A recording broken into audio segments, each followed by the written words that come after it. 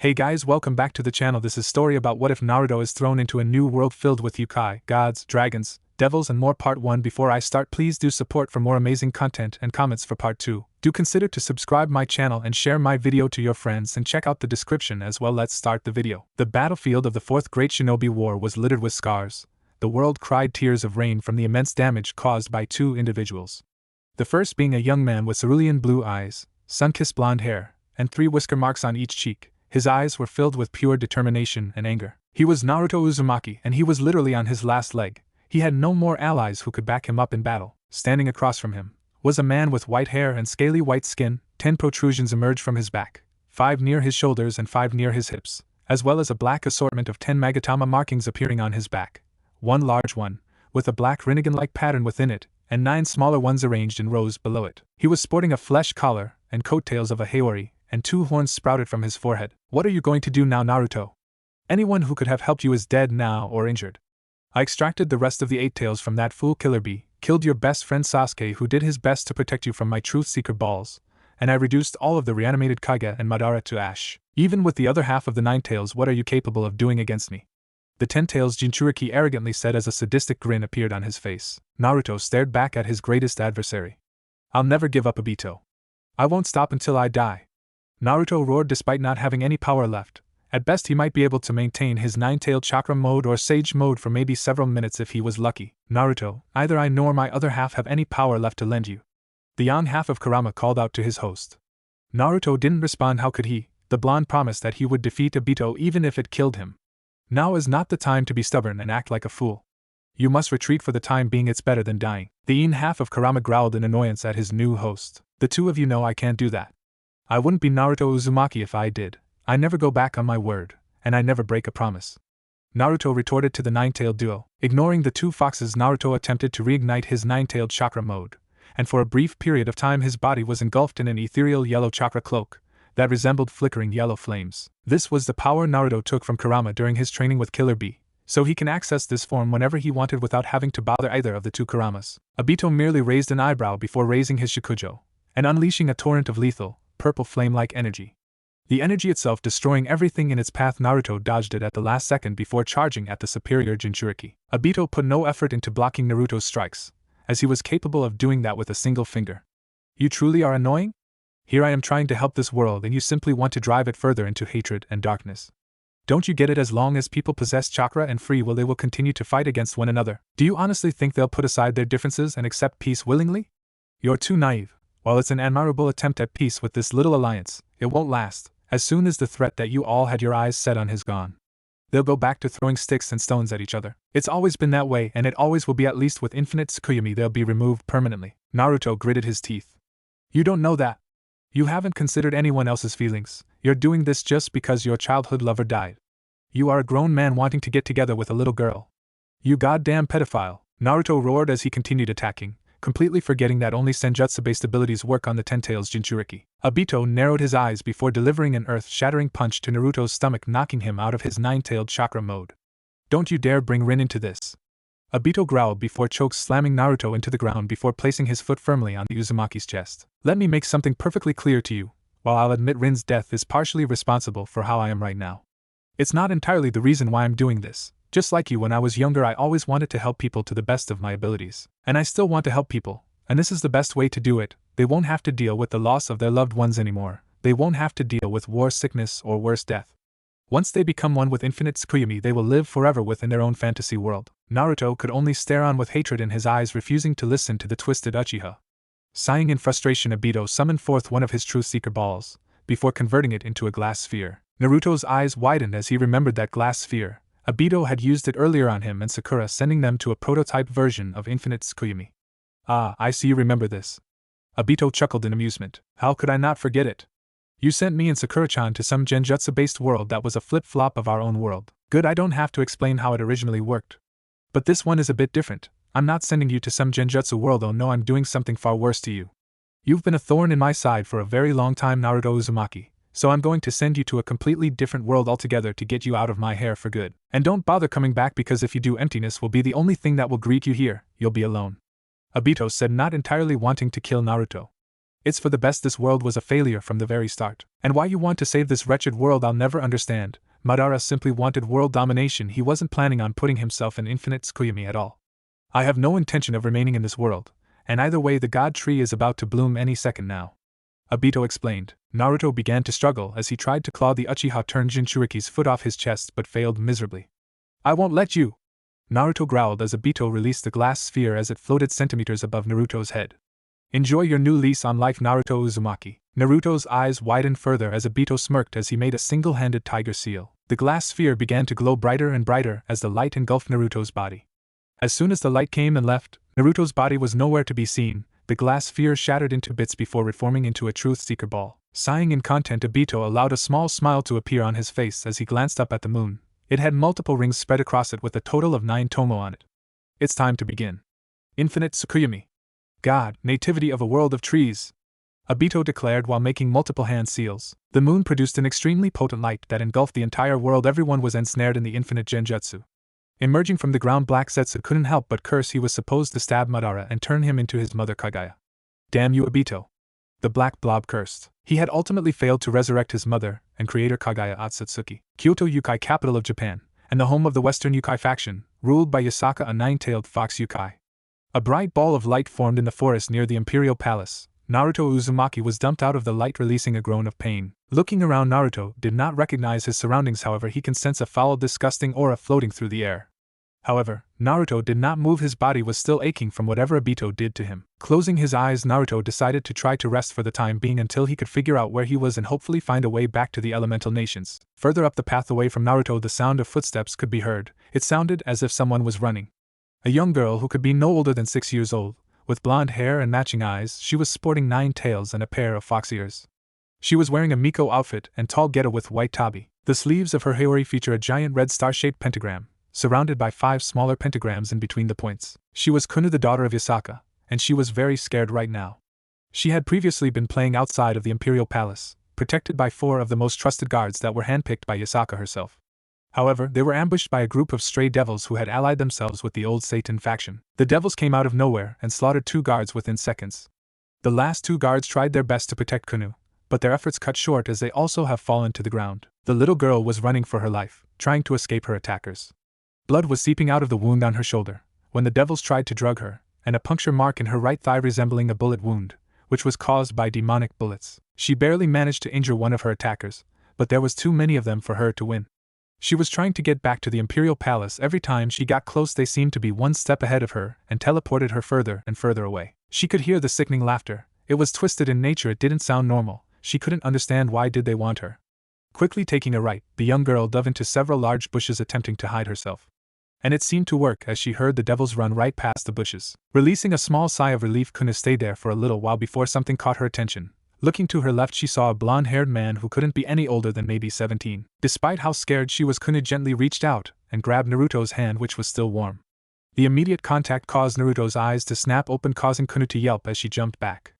Naruto took notice of the little girl and her extra appendages. Do either of you see what I'm seeing? Naruto called out to his 2 tenants. Yes, she's a 9-tails just like us? But she seems to be injured and scared. You better not let anything happen to her, Naruto, or I will eat you. Kurama growled. I suggest you protect her for the time being.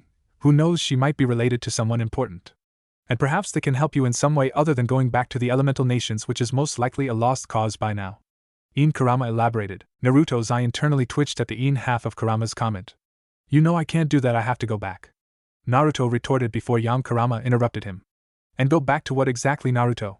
Most likely infinite Tsukuyomi's already been cast, and everyone is probably trapped within it, and I highly doubt there's any way to dispel it either. So stop being so stubborn and be thankful that you're alive. Naruto frowned. Perhaps Kurama was right. We know you don't want to hear it, Naruto, but it's for the best right now. Your only concern now is protecting this girl from whatever caused these wounds on her. Kurama growled. Sighing in defeat, Naruto replied to the 2 entities that were originally one. Fine, the 2 of you win. I won't be able to win an argument against the 2 of you. But I got to ask, why haven't the 2 of you become one again? Naruto asked, as this particular topic has been bugging him for the last hour or so since he received the half of Kurama from his father before being vaporized. It mostly likely has something to do with the fact that we've been separated for roughly 17 years, and we basically become our own entities altogether. Either that or my other half being trapped in the stomach of the Shinigami made it impossible for us to merge together again? Yan Kurama said softly. Ian Kurama nodded, agreeing with his other half. I would most likely go with the latter of the two, so in the meantime while we're recovering and regaining our power I suggest you try to regain as much power as you can. And do avoid using your nine-tailed chakra mode for the time being and try using sage mode instead. Naruto nodded before turning his attention back to Kuno. Hey, are you alright, Chibi-chan? Naruto asked while groaning as he sat up. Despite all that happened to him, Naruto still managed to offer up a warm smile towards the young girl. Kuno nodded. My name is Kuno, not Chibi-chan, and I'm the daughter of Yasaka, the current leader of Kyoto's Yukai faction, she said while Naruto tilted his head to the side. He had never heard of Yukai, but pushed that thought aside as he decided to introduce himself. Well, Kuno-chan, my name is Naruto Uzumaki, it's nice to meet you. So why don't you tell me what happened, and maybe I can help you out?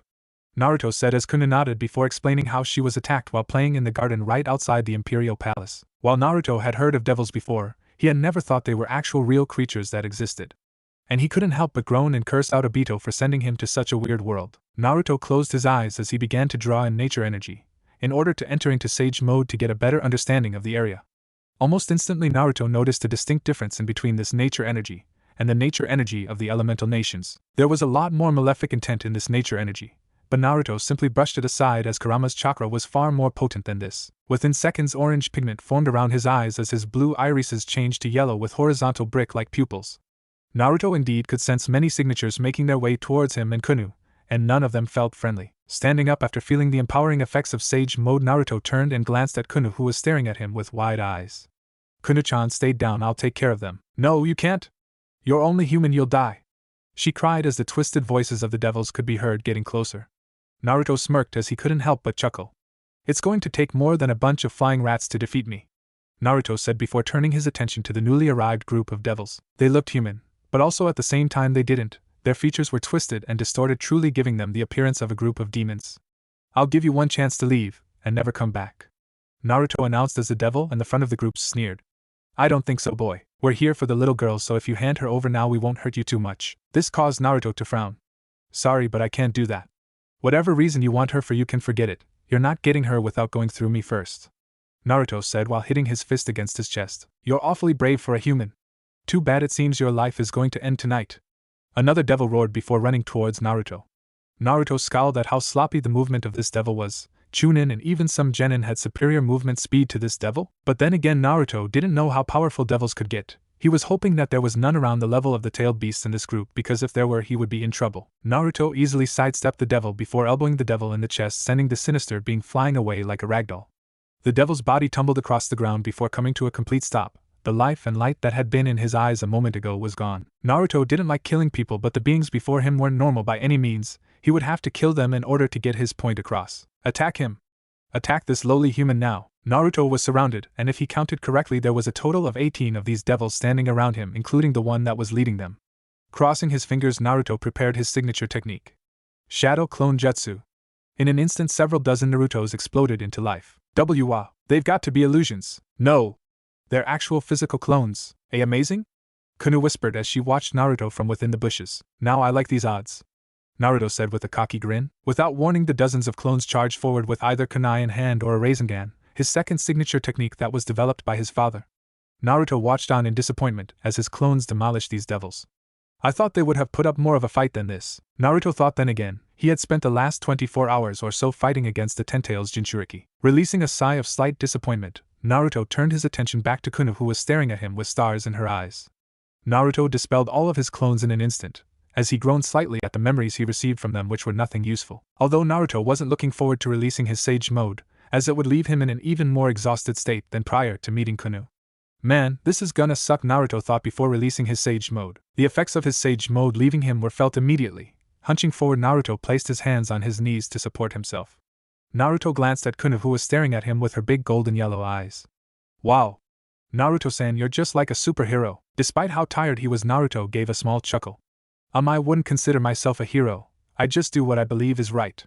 But you don't have to worry about those nasty devils coming after you ever again, Naruto said while reaching out to him as he gently ruffling Kuno's hair, causing the little girl to growl.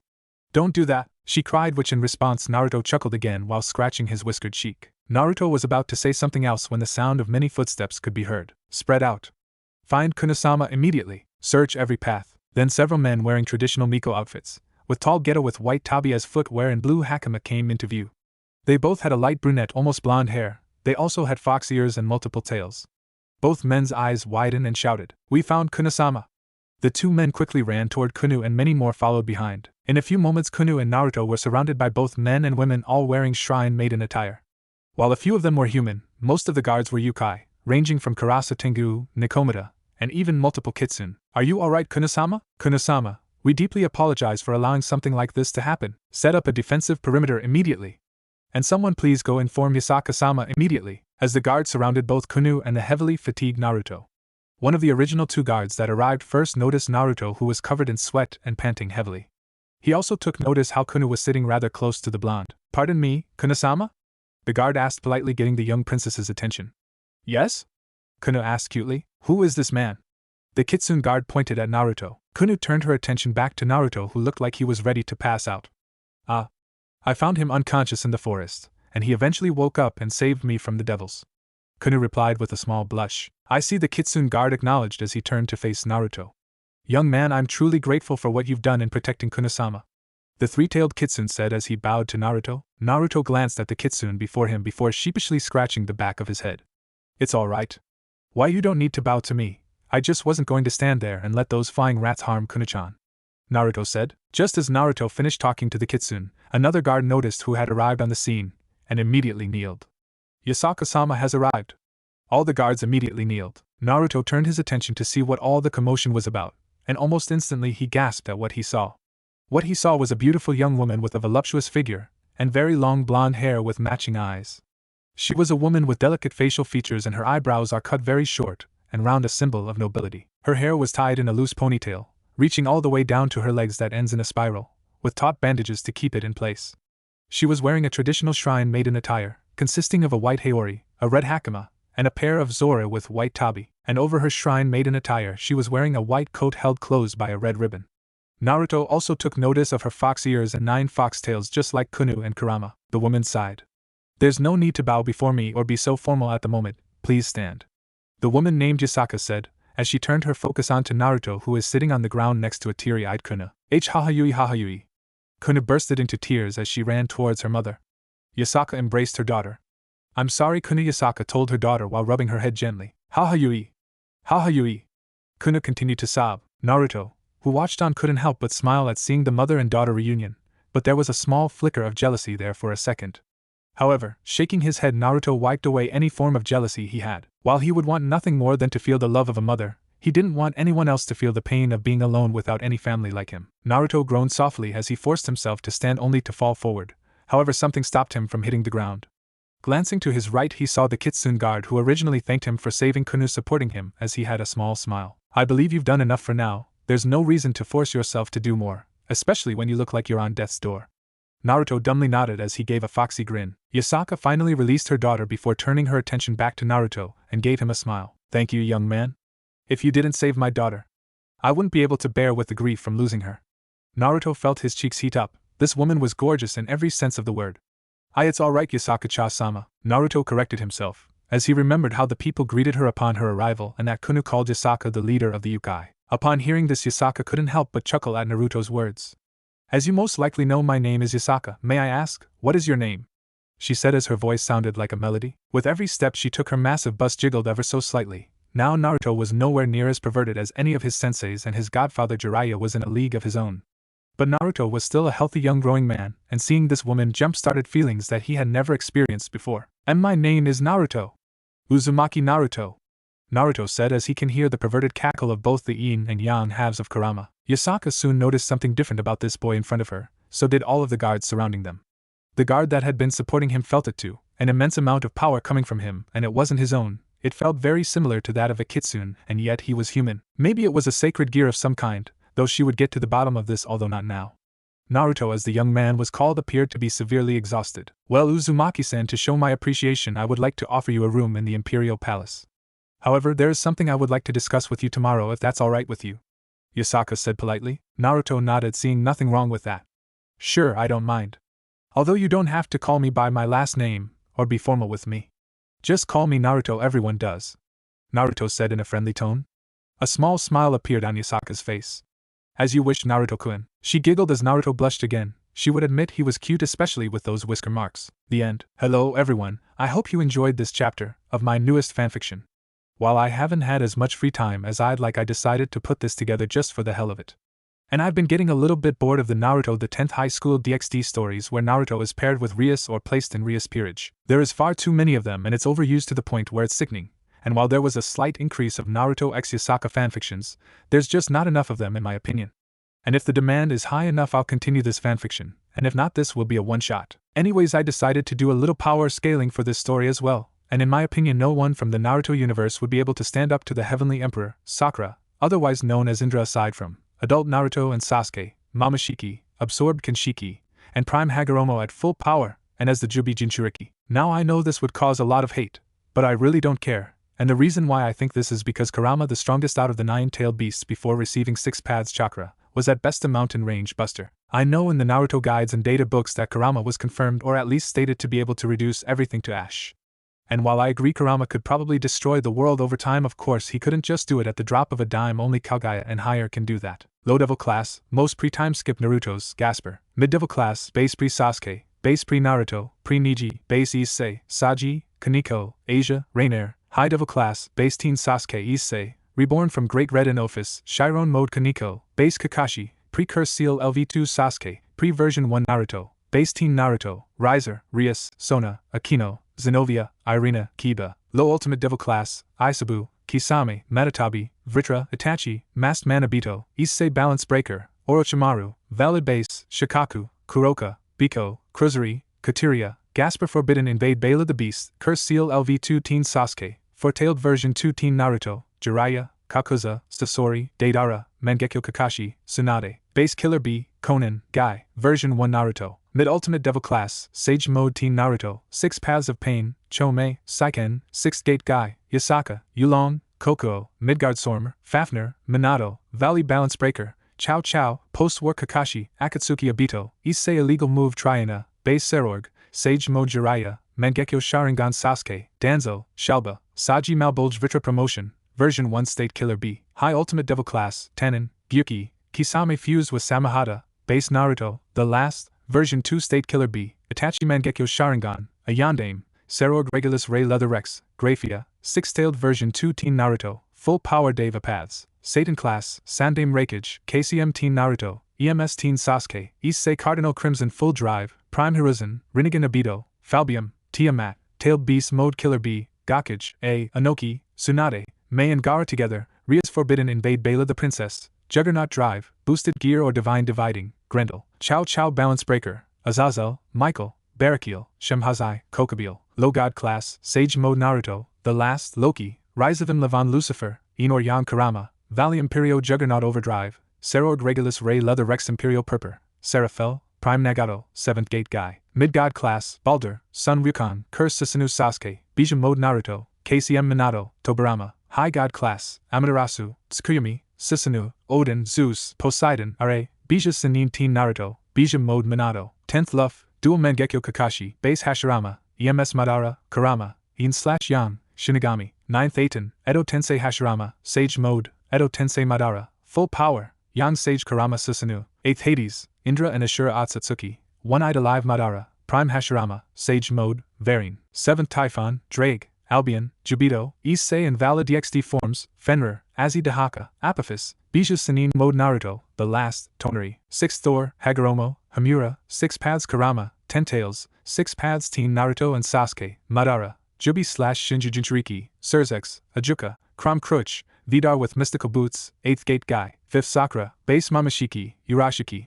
Kinshiki, Kaguya Otsutsuki, Balbrith, 4th Brahma, Adult Naruto and Adult Sasuke separately, 3rd Vishnu, Tartarus, Pontos, Eros, 2nd Shiva, Prime Hagoromo, Jubi/Shinju Jinchuriki, Mamashiki, Absorbed Kinshiki, Full Power Adult Naruto and Sasuke together, 1st Ophis, Erebus, Nyx, Ether, Hemura Umashisha Hikiji, Aminoto Kotachi, Great Red, 666, Trihexa, Aurenas, Jia, Kami Masubi, Takami Masubi, Primordials/True Gods, Chaos, Chronos, Amatsumi Kaboshi, Amenamina Kanushi no Kami, Harihara/Shiva and Vinch's fusion. It had been roughly 12 hours since Naruto had arrived in Kyoto and saved Kuno.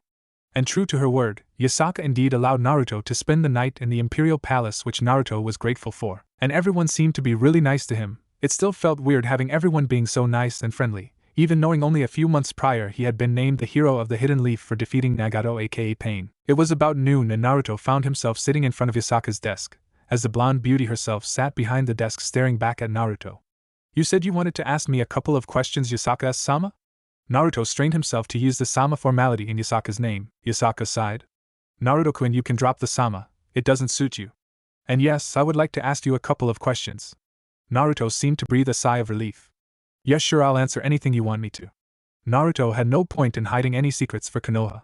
So long as the questions weren't too personal, he would answer them. Yasaka seemed to smile at this. Well, what I want to know is how is it possible that a human like you can use such a pure form of chakra? The beautiful vixen asked before narrowing her eyes slightly. This is nothing personal, I just want to make sure you haven't done anything unsightly to my kind. Naruto seemed to frown at this. Well, you see, I'm not actually from this world, Naruto said before pausing for a second to glance at Yasaka's reaction. Her once narrowed eyes widened, however Naruto could tell she was studying him for any sign of a lie. How do I know you're telling the truth? She questioned. Naruto shrugged his shoulders. Perhaps I know someone who could prove it to you, Naruto said as he formulated a plan before stretching out his clenched fist towards Yasaka, causing her to raise an eyebrow in confusion. Fist bump me? Naruto asked politely as Yasaka blinked once, twice, 3 times. She decided to humor him. Gently placing her fist against his, everything stopped around Yasaka as her world went dark for a split second. Within seconds Yasaka came to. She was standing in ankle-deep water. The area appeared to be almost a dark golden-brown void. Turning around she saw nothing but emptiness. Soon, however, a feeling of dread filled her stomach. What had Naruto done to her? Did he simply just try to gain her trust to get rid of her? She didn't have to wait long for her answer. Yasaka turned around as she planned on giving Naruto a piece of her mind, only for her mind to go blank at what she saw.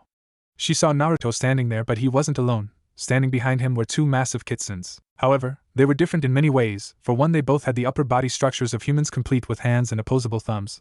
They looked almost identical to each other, besides one having red-orange fur and the other one having dark brown fur. Naruto, she whispered before narrowing her eyes at him. At ease, Vixen, we're not from this world, as the kid has already explained to you.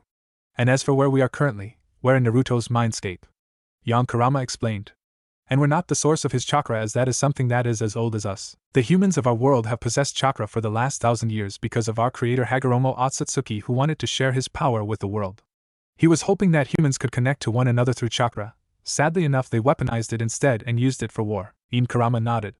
That is how chakra came to be in our world. Our creator was the first human to ever wield chakra. However, the original possessor of his chakra attacked him, a powerful beast known as Ten-Tails, the first-tailed beast that possessed almost infinite chakra. After defeating the beast, sealing it within him, and as years went on, and he got closer to his death, he realized that this beast was far too powerful to let loose on the world again. So, with the remainder of his power, he stripped the beast of its power, sealing its husk in a celestial body, thus creating the moon, and divided its power into 9 parts. Those parts became the 9-tailed beasts. I'm one of the 9-tailed beasts as well, Ian explained further. Yasaka nodded. She understood what she was hearing. It's just that her mind refused to let her believe it. It's just a little hard to believe that a human could be capable of stripping a beast that powerful of all its power, and then using its husk to create the moon. And you said there were 9-tailed beasts, and yet there are 2 of you? Yasaka questioned while pointing a finger at the 2 Kurama. 17 years ago, we were originally one being. We were forced to attack Naruto's home village by a masked man with powerful eyes known as the Sharingan, which granted this man enough power to control us. We were ultimately stopped by Naruto's father, who summoned forth the death god himself to split us in half, sealing one half in Naruto, and sealing the other half inside him, while his soul was consumed by the death god. Kurama continued further. And then a man known as Orochimaru figured out a way to release us from the death god, and later I was sealed into Naruto by his reanimated father. Yasaka was taken back by this information as she glanced at Naruto, who seemed to be very uncomfortable. A person with a tailed beast sealed inside of them is known as a Jinchuriki, also known as power of human sacrifice. We're viewed as monsters and used as weapons of war, Naruto said softly while refusing to meet Yasaka's gaze. After a few seconds, Naruto looked up. He was not sure why he just said that so openly, but something about Yasaka made him feel at ease. There was no anger or judgment in her eyes, he only saw concern and sadness in her eyes. That's awful. Why would someone so crudely seal a yokai into a human? I know there is sealing magic capable of sealing beings as strong as the heavenly dragons. She spoke with a frown on her face. Why would anyone want to seal a yokai into a human child? What are you talking about? Magic is just something you find in a fairy tale. Jutsu are real. The blonde-haired vixen frowned again. Are you seriously telling me you don't have magic in your world? Surely you've heard of at least senjutsu and yujutsu. I can use senjutsu, though I've never heard of yujutsu before, Naruto explained as Yasaka gave him a look of interest. That's interesting, you'll have to show me sometime. Yasaka requested as Naruto nodded. However, I'm curious how you got here. Would you mind telling me? She asked in a polite tone. It's a long story, Naruto said as he looked out into the vast emptiness of his mindscape. Naruto felt a hand grab his shoulder and gave him a reassuring squeeze. Glancing up, blue eyes met golden yellow ones, she gave a warm smile. I've got time. Naruto nodded as he took a deep breath. This was gonna take a while. So, Naruto decided to start with Aito declaring war on the 5 great nations, which escalated into the 4th Great Shinobi War. Which later Naruto and Killer Bee joined in the war to help the allied shinobi forces deal with the Akatsuki and Kabuto's army of reanimated shinobi. Naruto then explained that he fought against 6-tailed beasts with the aid of Killer Bee and how Aito resurrected the 10 tails. And when Madara joined the fray, and with him and Aito in control of the 10 tails, it allowed them to nearly wipe out the entire allied shinobi forces. And later, with the arrival of Minato, Naruto's father, and the other 3 reanimated Hokage, they were able to tip the scales in their favor at least until Aito became the Jinchuriki of the 10 tails. Which ultimately resulted in Naruto's crushing defeat, and the death of pretty much everyone he cared about, and how Aito threw him into this world. After hearing all of that, Yasaka simply stared at Naruto, and she couldn't help but feel bad for the young blonde. Not only did he lose everything, but now he was in a strange land with only the 2 halves of Kurama at his side. Glancing at him, Yasaka could clearly see the dead look in Naruto's eyes even though he was staring at the floor of his mindscape. Yasaka glanced at the 2 halves of Kurama as they both gave a gesture towards Naruto. They were basically telling her to comfort him. Yasaka walked up to Naruto, and shockingly she was a good deal taller than him, because she could have accidentally suffocated him with her large bosom if he had been any shorter. Naruto wasn't paying a bit of attention, so please forgive him for flinching when Yasaka gently grabbed hold of him and pulled him into her embrace. Naruto was taken back by this action as he felt a warm sensation flow through his body. Naruto slowly hugged her back as he took in her scent. She smelled of a mixture of raspberries, honey, and pine forest. After a few moments of silence, Yasaka pulled back from Naruto before giving him a smile.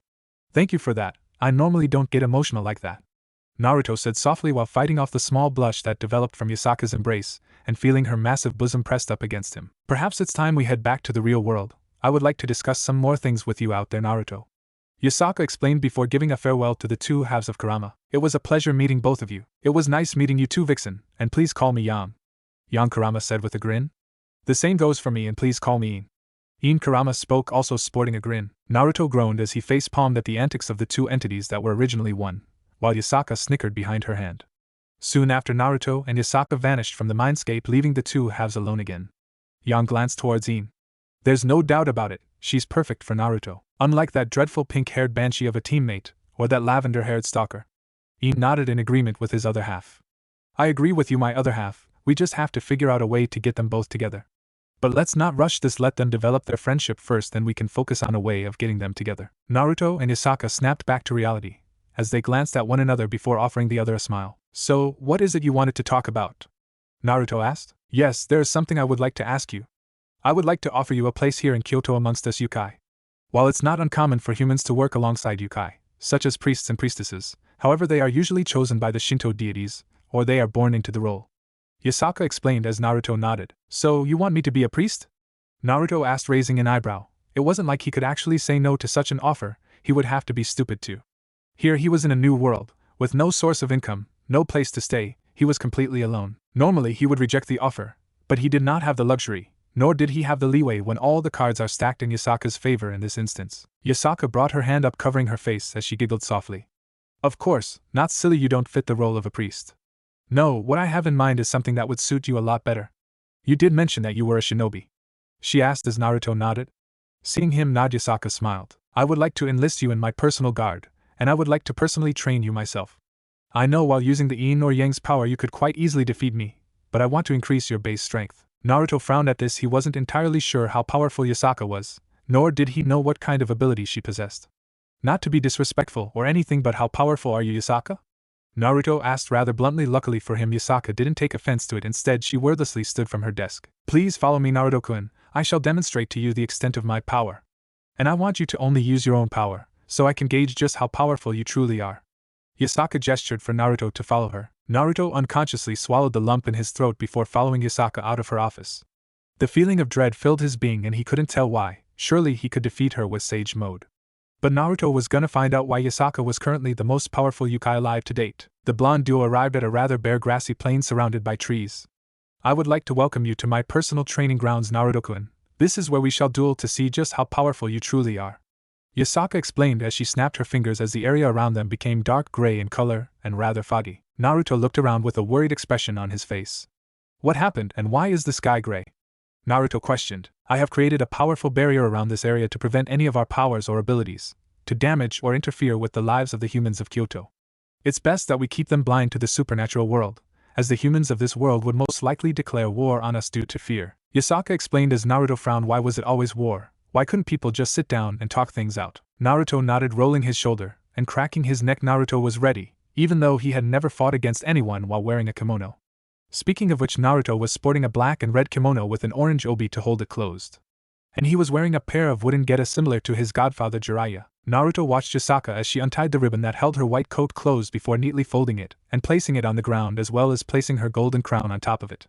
Yasaka then slowly made her way towards Naruto before stopping a few meters away from him. Her once kind and friendly expression shifted into a serious one as her 9 tails began to sway back and forth slightly faster than before. Are you ready, Naruto? She questioned as Naruto felt a chill run down his back but nodded in response. Very well, here we go. I'm going to start at 25% of my full power, because I really don't want to hurt you too badly. Yasaka said as an ethereal golden yellow aura resembling a flame-like mist surrounded her body. The ground and gravel beneath Yasaka began to lightly tremble, as small stones and pieces of debris began to slightly levitate into the air due to the increase in power from Yasaka. Naruto was hit full force by Yasaka's power and took a single step back. Seriously, this was only 25% of her power. This was insane. While people like Madara, Aito, Nagato, and possibly Itachi and Sasuke were stronger than her current power output, it was still far stronger than his current power without the aid of either half of Kurama. While Sage Mode may give him an edge right now, however, he doubted that it would be enough to defeat her at full power. Without warning, Yasaka blurred out as Naruto blinked. Naruto hunched forward, gasping for breath as an unbelievable amount of pain surged through his body. Glancing down, he saw Yasaka's fist firmly placed against his abdomen. He didn't even see her move. Yasaka took a step back as Naruto fell to the ground, clenching his stomach. Naruto managed to muster enough strength to get into a kneeling position. Naruto steadied his breathing as he spat out a glob of blood before finally standing, while his legs buckled a little bit, mind you. Okay, that one was for free, but I'm not going to let you sneak up on me like that again. Yasaka just grinned, showing off her fangs. I wouldn't act arrogant or cocky if I were you, Naruto. If you couldn't see me when I'm holding back this much, then there's no doubt in my mind you'll never be able to defeat me on your own. At least not now, she said before pointing a finger at Naruto. What caught Naruto's attention was a ping-pong-sized ball of condensed golden yellow energy forming at the tip of her finger. Without warning, she fired at Naruto. His eyes widened at the speed of this tiny projectile, quickly dodging the small sphere which demolished a monstrous-sized tree behind him. Naruto gasped at seeing such a large tree reduced to nothing but splinters and ash. That is one of the abilities one gains from using senjutsu, preferably the senjutsu that Asukai use. Senjutsu is the power to control the flow of life energy. By controlling the flow of ki, a person could strengthen physical bodies or cause vegetation around them to bloom or to wither. Knowing senjutsu allows the reading of ki and auras and to spy on the target's state from afar. Disrupting the opponent's ki or severing it can cause direct damage to living things. Yasaka explained as she watched Naruto make a cross sign with his fingers. Shadow Clone Jutsu. Naruto called out as a dozen exact replicas of Naruto appeared out of smoke surrounding Yasaka. Are you trying to confuse me with illusions? She retorted, a little bit disappointed as she went to touch one of them only to find out that it was real. Wah! It's an actual real clone, Yasaka said, astonished that a human would be able to create replicas of themselves, something she had only seen Sun Wukong do. Naruto smirked as he finally had the edge on Yasaka, or at least he thought he did. Shadow clones, my signature technique. Normally this technique would divide your chakra every time you create a clone, however I'm different since I have so much chakra. It doesn't really divide my chakra anymore, it more or less creates weaker versions of myself. Although one good hit will be enough to dispel them, and I also gain any memories and experiences that my clones experience. Naruto explained. Yasaka shook her head in disappointment. You shouldn't give out information on your techniques to your enemies, Naruto-kun. It seems I have a lot to teach you.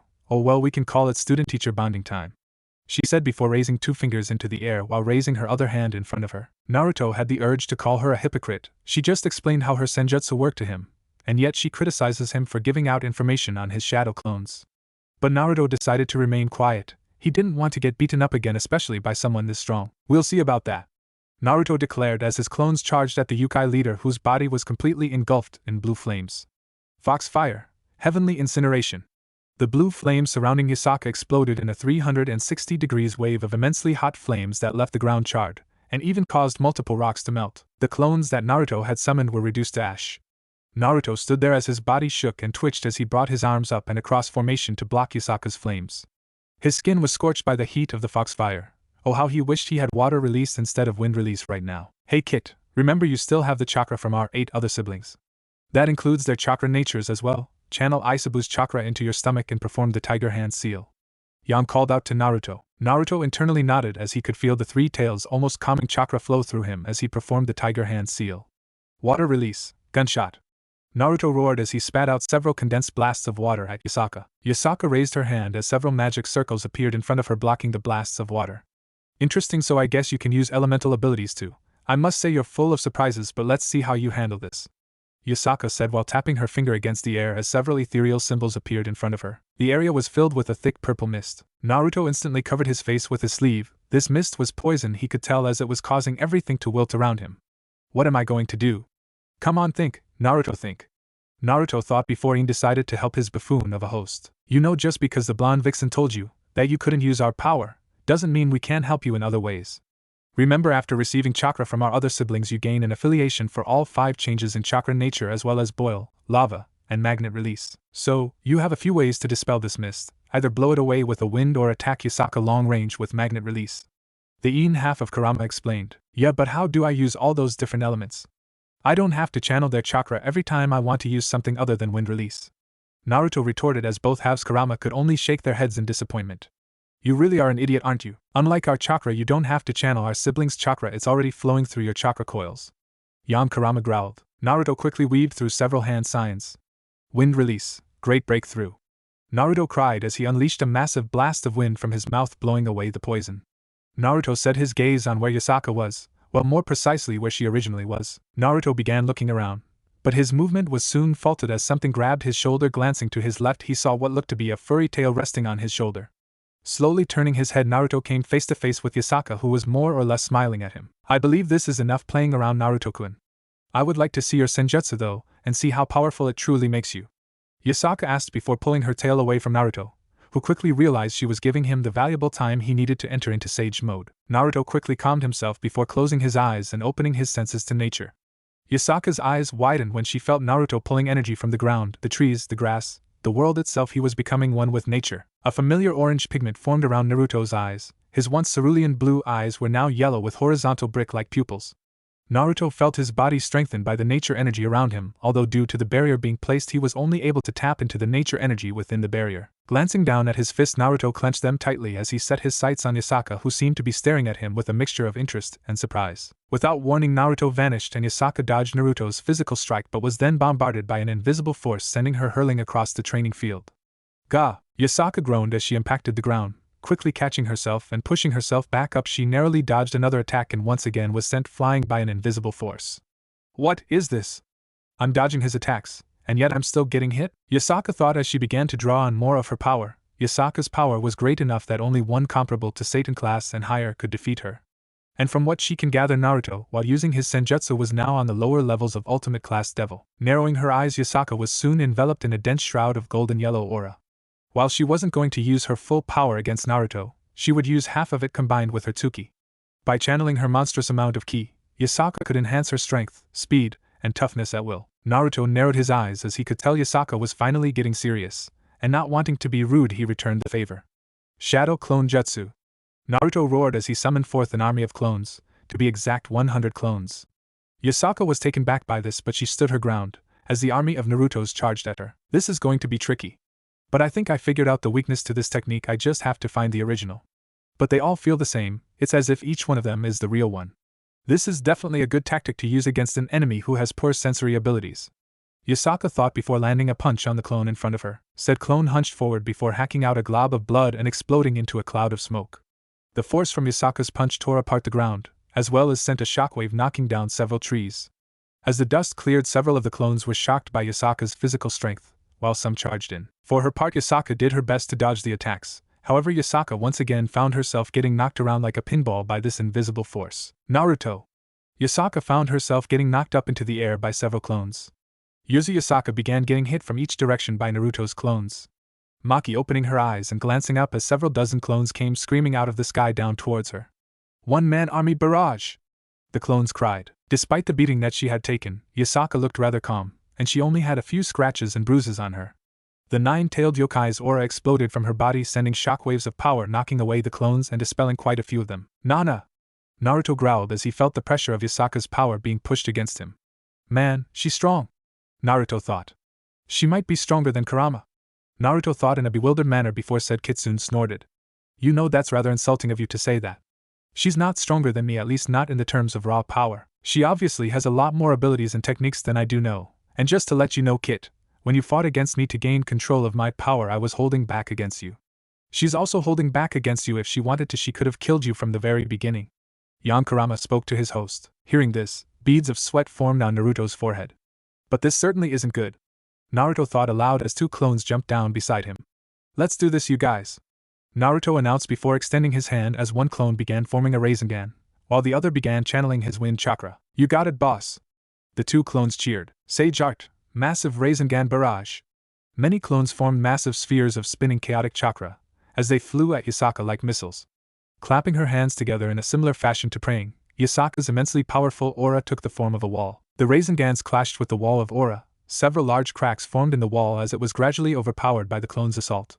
Yasaka quickly jumped out of the way to avoid getting shredded to pieces by the barrage of massive Rasengans. Yasaka landed several meters away from the clones before she got an idea.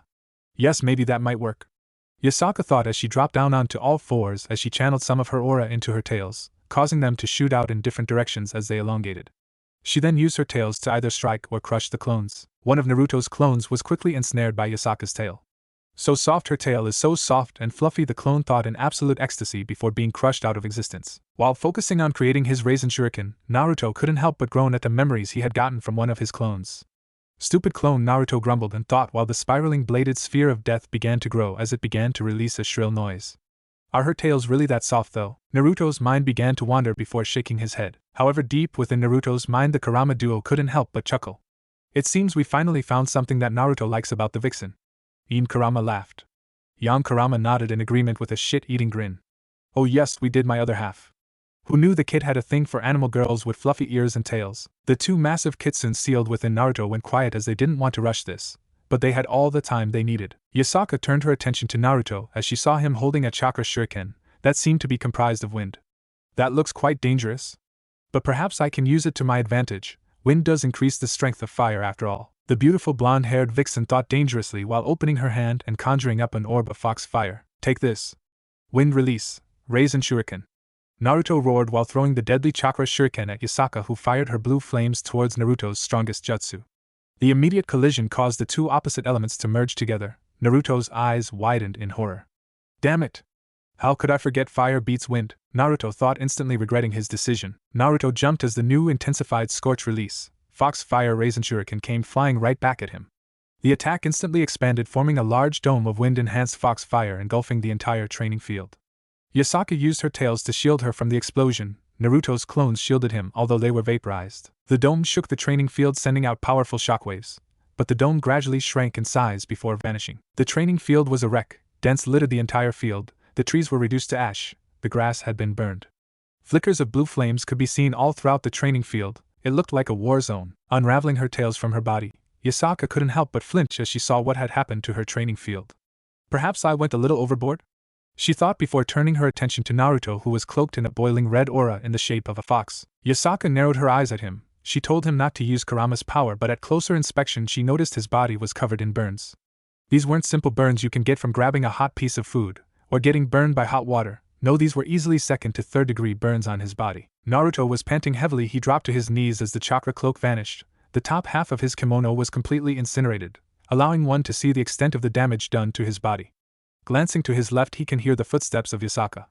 "Sorry, I had no choice but to use Kurama's chakra to protect myself from the explosion," Naruto said as he chuckled, which quickly turned into a groan. Yasaka came to a stop right in front of Naruto before kneeling before him. "I'm not mad at you for doing that. I put too much power into my last attack and I got you hurt. Please forgive me," Yasaka said before bowing her head, causing Naruto to get very uncomfortable. "Look, it's okay. It was an accident. They happen all the time. I got hurt a whole lot of times while training, by myself and with others. I won't blame you for this," Naruto said. "But Naruto cut her off. "No!"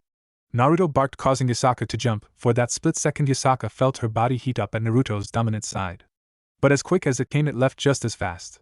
I will not let you blame yourself for this. If anything, I'm to blame for this. I shouldn't have used my wind release, Raisin Shuriken against someone who specializes in fire-based abilities. Naruto said in a very calm manner, allowing the rare occasion of his true self to come out. Very well then, Naruto-kun. But please let me heal you then. It wasn't a request, or even a command. It was just a statement. Naruto wanted to argue, but the look in her eyes shut him up. That look in her eyes, it's scaring me, Naruto thought as he felt a shiver go down his spine. However, what Yasaka did next would be permanently burned into Naruto's memories. Yasaka began to loosen her white haori, allowing her haori to slide down her shoulders. Naruto's eyes bugged out of his head. A drop of blood came out of his nose as Yasaka twitched. Pervert! Turn around! She commanded as Naruto did as he was instructed. He was honestly terrified. He had no idea what this crazy fox woman was planning. With Naruto now turned around, Yasaka allowed her haori to drop down, leaving her upper body completely bare. Now Naruto, I'm going to heal you now, so please try not to move around too much, she said gently, which caused Naruto to raise an eyebrow, but he didn't want to turn around and get yelled at again. What do you mean? Didn't you say you were going to heal me? Naruto asked, obviously confused. Of course, but the most effective healing is through skin contact. Which means we must be naked or at least partially naked for it to work. This form of healing takes the least amount of time, and you may feel funny for a little while. Wah! Are you kidding me? Naruto practically yelled, and instead of answering him, Yasaka moved forward, wrapping her slender arms around Naruto's body, and pressing her massive bosom into Naruto's bare back, causing the young Uzumaki to jump and yelp. I told you not to move! Yasaka scolded him as Naruto's face was now as red as Kurama's eyes. How can I stay still when you're here? Naruto fought to get the words out as he felt Yasaka squeeze him a little tighter, causing her breasts to squish against him. Yeah! Stop moving! Yasaka yelled as she focused on pushing as much of her aura into Naruto's body to heal him. His burns and wounds began healing, as Naruto developed a twitch in his left eye. He was trying his damnedest to keep the blood from rushing to his second head, and all the while the two halves of Kurama couldn't help but laugh at their Jinchuriki's misfortune. Naruto had finally begun adjusting to his new life in Kyoto among the yokai who peacefully coexisted with the humans of this beautiful city. Barely a week prior, Naruto had been defeated by Yasaka in their sparring match. Naruto could have put up a better fight if it weren't for the space-time barrier preventing him from drawing in more nature energy. And surprisingly, Naruto wasn't housed in the barracks where all of the guards usually slept. Instead, he was allowed to sleep in the Imperial Palace. It was early in the morning, possibly 6 or 7 in the morning, and the hero of our story was dealing with his greatest adversary to ever exist. A small ball of energy known as Kuno, the tiny hyper-kitsune who made it her life's mission to never let him sleep in. The sound of snoring could be heard within a dimly lit room. Naruto was currently sleeping on an excellently made mattress, and had his body wrapped around a body pillow, cuddling with it. One more bowl, the young Uzumaki muttered in his sleep, as he rolled around in his sleep, drool freely spilling from his mouth. Tap. Tap. Tap. Tap. Tap. The pitter-patter of small feet could be heard from the other side of the door, and without warning the door opened. A small yellow blur flew from the open door before landing on top of the unconscious Uzumaki. Ugh! Naruto groaned as he nearly had the wind knocked out of him. Focusing his gaze on the weight that was laying on top of him, he saw a familiar blonde-haired girl with a smile on her face. Good morning, Naruto Oni-chan. Naruto resisted the urge to groan as he stared at the small 9 tails sitting on top of him. While Naruto was annoyed, he would never take his frustrations out on a kid. If he did, he'd be no better than the villagers back home. Sighing, he managed to muster a smile. Good morning, Kuno-chan, Naruto said while gently ruffling the girl's hair. Stop doing that, Naruto snickered as Kuno glared at him for messing up her hair yet again. Glancing towards the clock, Naruto was surprised it was almost 8 o'clock in the morning. Wow, she certainly is late today. I wonder why. Naruto pondered for a second. Hahayui has something important to tell you, so she sent me to wake you up, Kuno said with a cute expression. Honestly, the little girl was far too adorable for her own good. Really now? Naruto questioned. I wonder what Yasaka would want to talk to me about. Naruto thought he didn't have to wonder long. Kuno! Kuno, did you wake up, Naruto-kun? A familiar voice called out from the hallway before Yasaka entered Naruto's room. I see you're awake, Naruto-kun, the blonde-haired vixen said with a smile. Please get dressed and meet me in the throne room. It's time to start the next phase of your training, Yasaka said with a smile as she clapped her hands together. With the events of Yasaka's healing session fresh in his mind, Naruto's body shivered and couldn't help but wonder what this crazy fox woman had in store for him. Alright, I'll be down as soon as I can, Naruto replied, getting a nod from the older blonde. Come on, Kuno, you can play with Naruto later. Kuno pouted but followed her mother out of Naruto's room, as she knew better than to argue with her mother. With the door closed, Naruto let his head fall back down to the pillow as he stared at the ceiling. What the hell is wrong with me? Naruto had never felt this way before. It was a warm sensation in his chest. It felt like there were butterflies in his stomach, and at times he even felt lightheaded. Naruto had thought of asking either of the two halves of Kurama, but ultimately decided against it. He would find the answer to this on his own. Wordlessly, Naruto kicked the covers off of him before making his bed, although it was far from neat. This is Naruto we're talking about. Standing there, Naruto stretched his arms over his head while letting the blood flow through his limbs before making his way over to his wardrobe. Naruto decided to wear a different color kimono besides black and red. He settled on the blue and purple one. Wonder what Yasaka wants to talk to me about, Naruto thought as he began to get dressed. Naruto had arrived at the throne room as he gently knocked on the door. Naruto waited a few seconds before hearing come in from Yasaka, giving him the signal to enter the throne room. Naruto had noticed that there were several other people in the room at the moment, one of which was Kurokaze, the current chief of the Karasu Tengu. He had red skin and yellow eyes. He also wore the attire of a mountain hermit. The man was incredibly kind and even welcomed Naruto with open arms. Sitting across from Kurokaze was Inukimi, the current leader of the Inagami clan, a role she took up after her former mate Toga had died 200 years prior. She wore a purple and white kimono with green and yellow butterfly designs on it, and wore a dark blue outer wrap that had a fur pelt, which wrapped around her chest. At the end of her outer wrap, there also was another fur pelt. In addition, she wore a light blue necklace with an amulet of the Mido stone. She had pale skin, long white hair, gold eyes, and possessed a crescent moon mark on her forehead. Naruto was indifferent about her as Inukimi didn't really seem to care all that much about him. While she wasn't rude or nasty to him, she didn't really show him that much attention either. Man, she really creeps me out. It's almost as if her eyes are boring into my soul, Naruto thought as the female Inagami continued staring at the young blonde for several more seconds before turning her attention back to Yasaka. So, do you have an answer to my request? Inukimi said to Yasaka, who seemed to frown as she shook her head. I'm sorry, Inukimi-san, but I have no interest in taking on a mate anytime soon. Yasaka growled while releasing a fraction of her aura. One thing Naruto found out after being around Yasaka for the last couple of days was that Kuno's father was a taboo subject. Naruto could only guess that the man truly hurt Yasaka, and for some reason that angered the young Uzumaki. Sighing, Inukimi glanced back at Yasaka. Inukimi paused as she thought about her son Sesomaru, who chose a human over a powerful yokai like Yasaka. I see, she said softly before standing and bowing towards Yasaka and Kurokaze. Sorry for wasting your time, then I bid you both a good day, Inukimi said politely, but one could hear the strain in her voice. As she made her way out of the room, she paused for a second as she glanced at Naruto before continuing on her way. Kurokaze turned his attention to Naruto before offering the boy a small smile. Naruto, my boy, how are you doing? The man asked. I'm doing well, thanks for asking. How are you doing? Kurokaze chuckled. I'm doing fine, but as much as I would like to stay here and listen to some of your life stories, I must unfortunately leave, as being the leader of a clan is tiring work, Kurokaze said before standing and taking his leave. I bid you both a good day. This left Naruto alone with Yasaka as she took a deep breath while rubbing her forehead. I'm glad that you could make it, Naruto-kun, she said, a little frustrated. Is everything alright, Yasaka? You seem a little stressed out? Naruto questioned as he was genuinely worried about the blonde beauty before him. It's nothing really. Just the usual people coming and trying to get me to marry them or their children. Yasaka groaned. She had no intention of marrying someone she barely even knew. She already made that mistake once, and she would be damned if she would let it happen again. Naruto, the reason why I called you here is because of your inability to wield the abilities that are common amongst us yokai, priests and priestesses. Yasaka got straight to the point. Naruto raised an eyebrow, confused as to why Yasaka would ask him something like this. What brought this on? Naruto questioned, curious as to why Yasaka would bring something like this up. I simply want to know whether you would like to gain the ability to use our variant of senjutsu as well as magic and yujitsu. Naruto frowned after hearing this. He wasn't the kind of person who liked being handed things on a silver platter.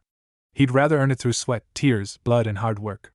I don't feel right just receiving something like that without earning it through hard work and training, Naruto said as Yasaka gave him no physical reaction, as if she knew he was gonna say that. Well, unfortunately, this is the only way you can gain these abilities. You have no supernatural abilities other than your chakra, Yasaka retorted in a calm manner. So, you're saying I couldn't obtain these abilities through training? Yes, that's exactly what I'm saying. While training with you the other day, I had the chance to skin your body with a spell. And your body holds no form of magical power or spiritual power in it. In layman's terms, it's impossible for you to gain this power without outside help, Yasaka said, causing Naruto to frown. It wouldn't be the first time someone told him he couldn't obtain something. But Naruto had a knack for making the impossible possible, but judging by the look on Yasaka's face, she was dead serious. So, what do you have in mind? Naruto asked, curious as to what she had in mind. There are multiple methods I could use to help you obtain these powers.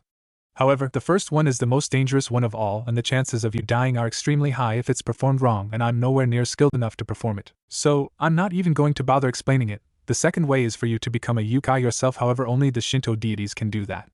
And the third way is the method I had in mind anyways. It's the safest way too. I will temporarily link you up to the ley lines of Kyoto. Yasaka explained. Ley lines? Isn't that the immense spiritual power that flows throughout the city? Naruto asked as he remembered Yasaka talking about the ley lines and her connection to them. Yasaka nodded, happy that Naruto remembered that little bit of information she told him prior to this meeting. I'm glad you remembered that. However, it will take time for me to prepare the ritual, which could take anywhere from a few minutes to possibly a few hours. So I ask you now, will you allow me to conduct this ritual on you? She questioned as Naruto went quiet. The throne room went silent for a minute or two before the young Uzumaki finally spoke. So, this is the only way I can gain these abilities? Naruto asked as Yasaka nodded. Alright, I accept. Wonderful. Then I will have someone fetch you when the ritual is prepared, Yasaka said with a smile. And in the meantime, would you please keep Kuno company? Yasaka requested as Naruto nodded. He had no problem spending time with the energetic young kitsune. Sure, no problem, I'll see you later then, Naruto said before leaving. After Naruto left the throne room, Yasaka was left alone before she stood up from her throne. I'll see you real soon, Naruto-kun, she whispered before starting the preparations for the ritual. I'm starting to get excited. I'll be able to train Naruto-kun alongside Kuno, Yasaka said with a smile as she truly was starting to like Naruto. He was able to lighten the mood and always managed to bring a smile to her face. Naruto walked throughout the halls of the Imperial Palace in search of Kuno. He checked everywhere, including her room and her usual hiding spots, and yet she wasn't in any of them. Where is she? Naruto thought as he was starting to get worried. Use Sage Mode, that will be the quickest way to locate her, Ien Kurama called out to Naruto. Naruto wordlessly closed his eyes before taking in some nature energy. However, before Naruto could perfectly synchronize the nature energy with his spiritual and physical energies, he was interrupted. Naruto-san. Naruto turned around and came face to face with Fuaya, the kitsune guard he met after saving Kuno nearly a week ago. The two quickly bonded and became friends. Fuaya, how are you doing? Naruto greeted the man with a smile despite the seriousness of the situation at hand. How you know, same stuff, different day, the three-tailed kitsune replied. Naruto would love nothing more than to sit down and talk with him, but he had pressing matters at the moment. Look, Fuaya, I'm kinda busy now. So, I'm going to have to cut this kind of short. You understand, right? Naruto said as Fuaya raised an eyebrow in confusion. Really now? So, what's so important that needs your attention right now? Perhaps I can help you. This was the last thing Naruto wanted, to cause mass panic within the Imperial Palace, and amongst all the yokai in Kyoto. Look, I'm looking for Kuno right now. I promised Yasaka that I would spend some time with her.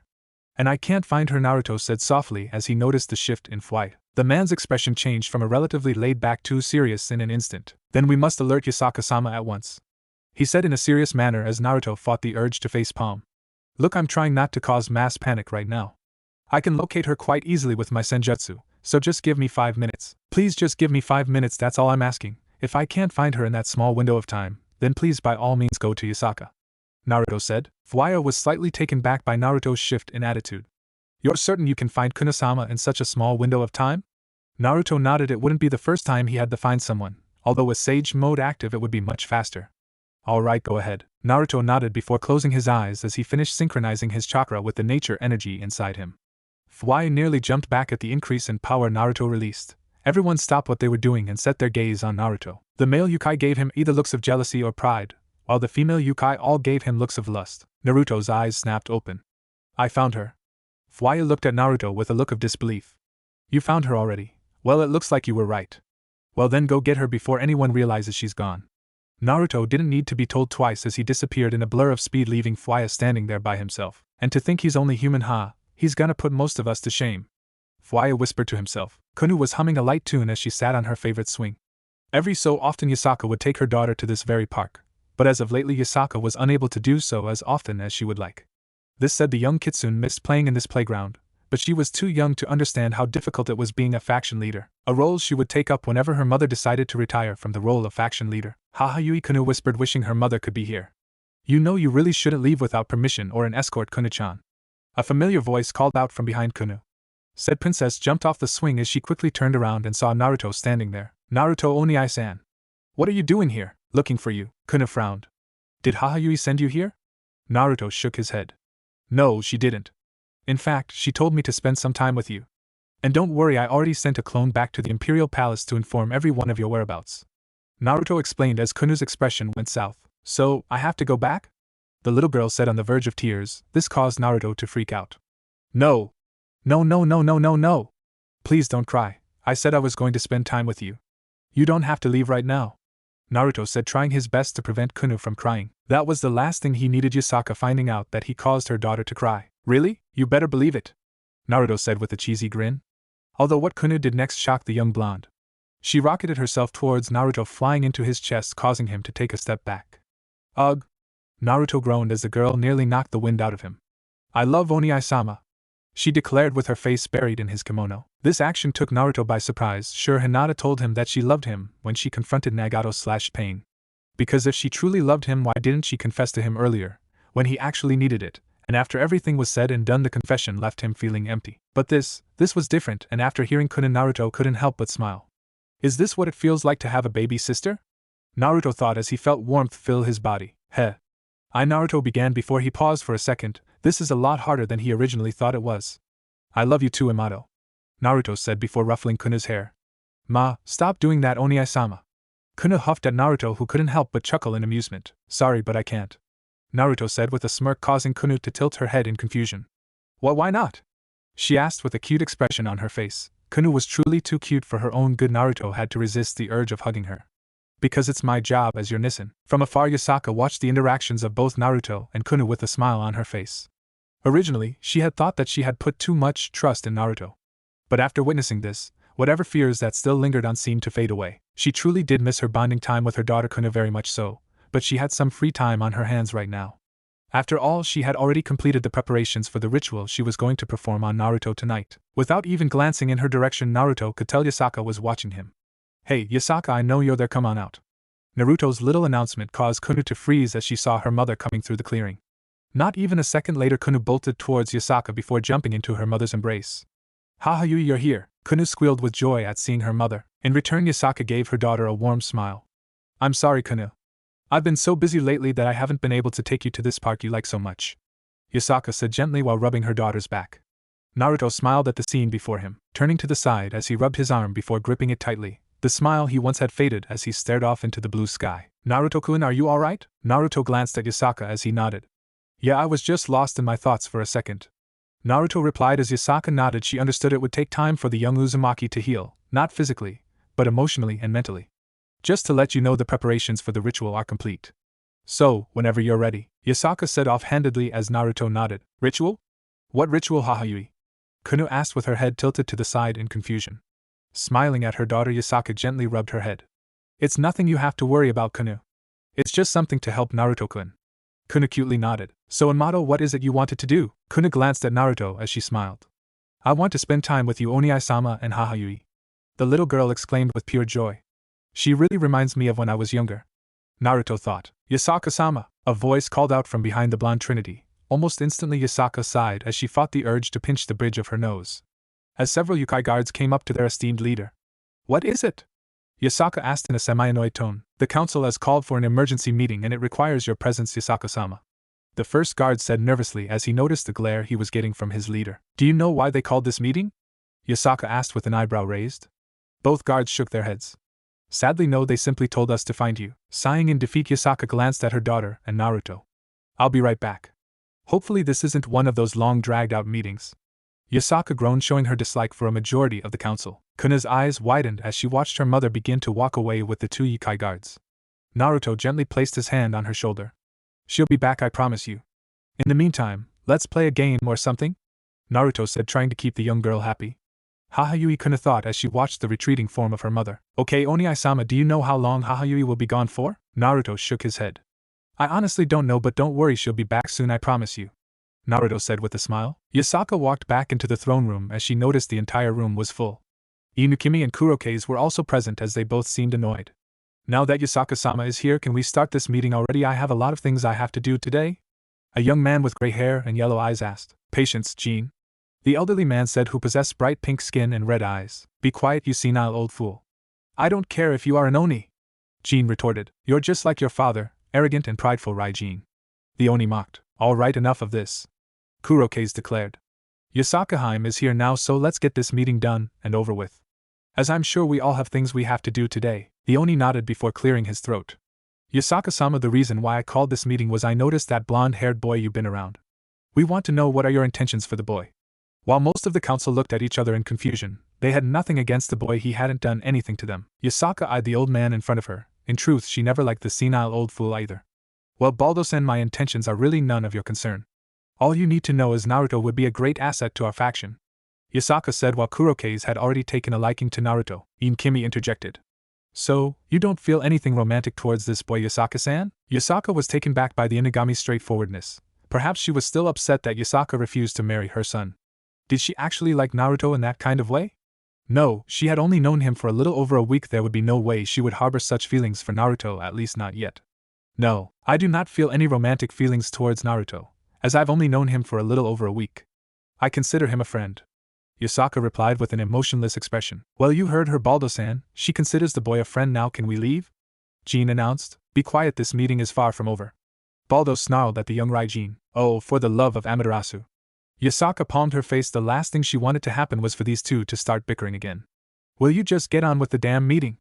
Yasaka declared, unleashing a large amount of killer intent, silencing the Oni and Raijin. Baldo composed himself. I must say I don't share your opinion or your fondness for this boy. He could be a spy, a threat to our very faction, so therefore I have already decided to take care of him myself. Baldo declared, as many of the other council members only stared at him with looks of disbelief. However, as soon as those words left the old Oni's lips, an incredible amount of spiritual power and killer intent came crashing down on him. Who gave you the right to go behind my back and do something like that? Yasaka growled as she stood from her throne, as a thick golden aura surrounded her body. I believe that's a little uncalled for, don't you think so, Baldo? Kimi said while glaring at the oldest council member. Kuroke's nodded in agreement. The boy has done nothing wrong, he's been nothing but helpful to me and Yasaka-heim. Kuroke spoke calmly, but one could clearly see the anger in his eyes. Can't you all see it? The boy's blinded you. The Oni roared before getting blasted with a torrent of pure golden aura. Yasaka stood there with her hand extended. Guards, take this senile old fool down to the prison. Hi! Several Yukai guards seized Baldo while taking him out of the room. This meeting is dismissed. I need to make sure my daughter's all right. Yasaka declared as she left the room in a hurry. Kuroke stood from his chair. Well, that was a complete waste of time. I knew Baldo had a dislike for humans. I never knew he would take it that far, he thought aloud before leaving the room. Kimi watched as the other members of the council left. I wonder what's so special about that boy. Naruto, I believe that is his name? Perhaps I should pay him a little visit sooner or later. And if Yasaka hasn't claimed him already, perhaps, she thought before shaking her head. No, I won't fall for some human, no matter how powerful or special he is. She thought aloud before leaving the room. I'm gonna get you, Kuno-chan. You'll never catch me, Oni-sama. Naruto had decided to teach Kuno how to play tag, and the 6-year-old Kitsune was a natural at it. The fact that she was incredibly fast for her age, even faster than most kids in the Hidden Leaf Village. Of course, Naruto could have easily caught her if he truly wanted to, but he wanted her to enjoy herself, as it was no surprise to him that she didn't have many friends, if not any. Plus, he was sure Yasaka would appreciate it if he expelled some of the boundless energy trapped within Kuno. Naruto, there are multiple signatures around you and none of them are friendly. Naruto froze after hearing young Kurama speak to him for the first time today. Naruto narrowed his eyes. Are you sure? Naruto really had no reason to question Kurama, but he did anyways. May you doubt my words? No, not at all. Can you do me a favor? Naruto asked as he could picture the expression on both halves of Kurama. Depends on what it is. Kurama asked. The two of you can manifest yourselves outside of my body, right? Naruto asked. Yeah, of course we can. We can remain outside for about an hour, however any longer and your life force will begin to wither away. The young half explained. Why are you asking us this now? I need the two of you to keep an eye on Kuno-chan for me. Because I'm going to take care of whoever's out there watching us. Naruto said as two small orbs were ejected from the seal on his stomach. The first orb was golden yellow, while the second one was reddish orange. The small orbs took shape, taking the form of a miniature Kurama the size of a common house cat. Amato, come here for a second. Kuno, hearing the seriousness in Naruto's voice, came running over to Naruto before noticing the two chibi Kuramas. Oni-sama, what's the matter? And who are they? I've never seen Kitsune like them before. Kuno asked. Naruto kneeled down on Kuno's level. I'll be right back, there's some uninvited guests over there, and I want to make sure they're not going to cause any trouble while we play tag.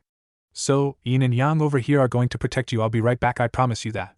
Naruto said with a cheesy grin. You promise? The promise of a lifetime. I never go back on my word and I never break my promises. Naruto said with a foxy grin. You better believe it, kid. This blonde-haired idiot has never broken a promise before. Yan said while sporting a fanged grin, while completely ignoring Naruto's protests. Don't worry, we won't let anything happen to you, little one. Yin said in a gentle tone, or as gentle as he could muster. Okay, please hurry back, Oni-sama, Kuno said cutely. No problem, I'll be right back. Naruto declared before clapping his hands together, as his body was engulfed in a golden yellow chakra cloak that resembled flickering flames. Within an instant, Naruto disappeared in a yellow flash. Both Kuramas turned around as they narrowed their eyes. Someone's coming. Yang growled as he stepped in front of Kuno, Despite being small, his power was comparable to a low-tier ultimate-class devil. Ian stood behind Kuno as he was ready to aid his other half if it was a hostile making its way towards them. However, what emerged from the forest caused both Karamas to be at ease. It was Yasaka. A/N.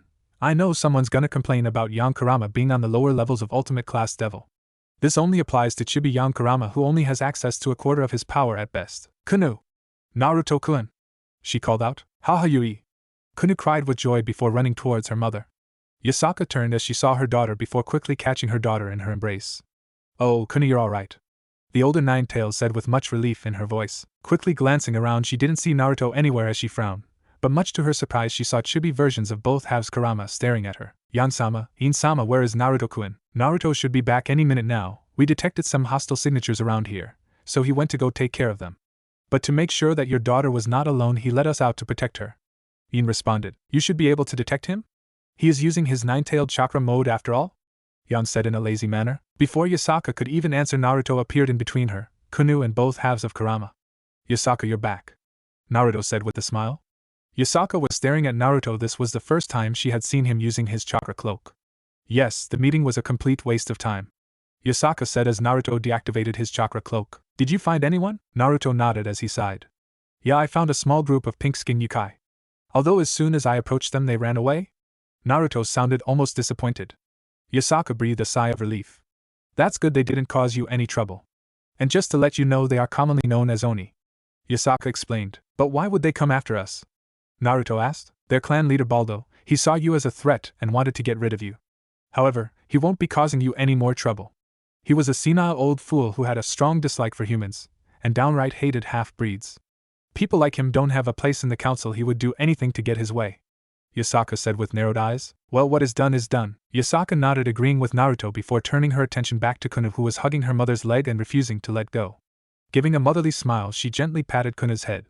They spent the rest of the day playing with Kuno. Even both halves of Karama spent some time with the energetic Kitsune, although they soon retreated into the seal after Kuno set her sights on them. The end. Omake. Leyline Ritual. Naruto sat in the center of a four-pointed pentagram, with multiple kanji symbols spread around the four-pointed star. Yasaka stood outside the star as she admired Naruto's half-naked body. However, she quickly shook those thoughts away. Are you ready, Naruto-kun? She asked. Naruto wordlessly nodded, giving Yasaka the okay to start the ritual. Gently clapping her hands together, Yasaka began to chant something. Naruto was unable to catch it as she was speaking way too softly. Almost instantly, Naruto felt a strange sensation filling him as his body began to glow an unnatural blue. The immense spiritual power flowing through the ley lines were flowing into his body. It didn't cause him pain, but it felt very strange and uncomfortable. The ritual itself lasted a few minutes, to which Naruto felt very strange. This is very interesting. This power is almost exactly like chakra, and yet it's different. Yan Karama said in a curious tone. Yes, this is quite interesting. I believe you made the right choice, Naruto, in accepting this power. In Karama said, who is obviously curious as well. That felt weird, but I feel stronger than I did before. Naruto thought aloud. Well, I certainly hope so, because now you have access to spiritual power, of power only known to the yokai. Yasaka said with a smile as she walked up to Naruto, offering him her hand as she helped him to his feet. This is gonna take some getting used to. Yasaka nodded. Yes, it will, but I'll be by your side to help you get used to it, she said before offering him back his kimono. Naruto graciously took it back before putting it on. Once it was firmly fastened around his body, the two blondes left the room. The scene opened up to a familiar bare grassy plain surrounded by trees. The wind gently blew through the area. It was quiet. The animals were minding their own business, foraging for food or items to create nests.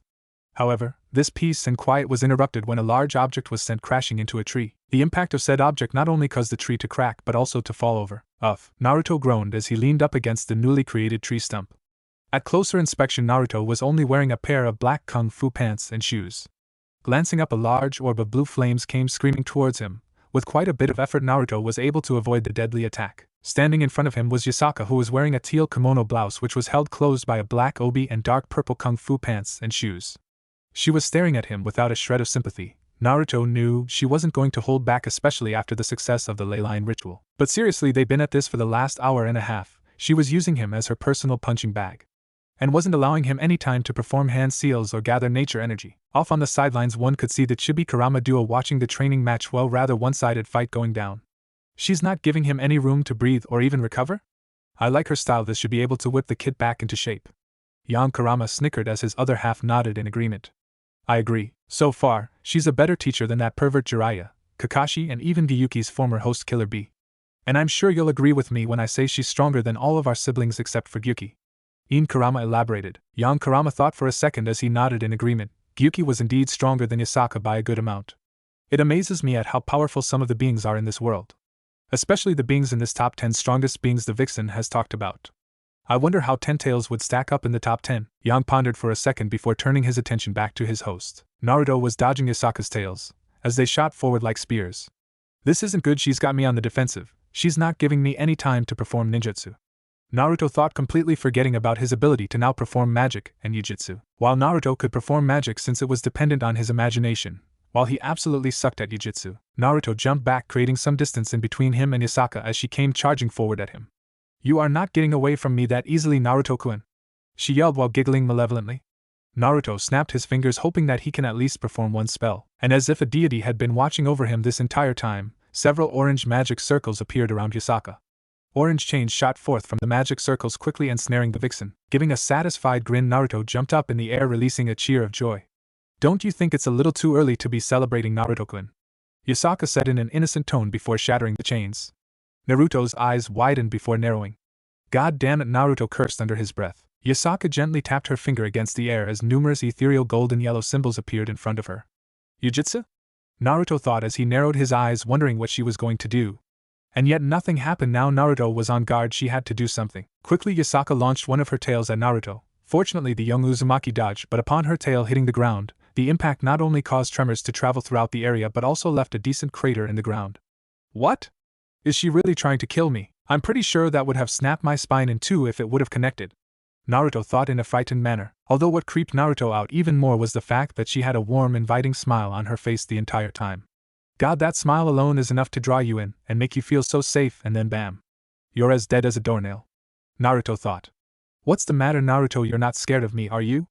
Yasaka said in a fake hurt tone. Oh, that's just dirty, she's trying to draw me in now. Naruto thought as he decided to fall back on his new favorite spell. It was nothing advanced, it was very easy to do. Opening his hand, Naruto gathered a large amount of his spiritual power into his palm, forming it into a ball. Naruto fired the blast of spiritual power at Yasaka, who swatted it away like it was nothing more than a fly. You're going to have to put a lot more power into it if you want to hurt me. Naruto made a familiar cross-hand seal. Oh yeah, try this on for size. Shadow Clone Jutsu. Naruto roared as the training field was full of Naruto clones. Get her! One of the clones shouted as they all charged forward. This seems a little unfair to me. There is 100 of you and just one of me. Yasaka said with a pout. When she wanted to be, she could be just as cute, if not cuter, than her daughter. I'm a shinobi, we don't fight fair, we lie, cheat, steal and kill to get what we want. Although I'm not good on the killing part, I only kill when it's absolutely necessary. Naruto explained as he failed to notice Yasaka's smile shift into a grin. Well, if you're not going to fight fair, then I won't either. Yasaka said as she began to undo her obi. Her actions caused all the clones to stop in their tracks. What the hell are you doing? Glancing up at the clones, Yasaka gave them an innocent smile. What does it look like I'm doing? I'm removing my kimono blouse. You're fighting without your shirt on, so I'm going to do the same.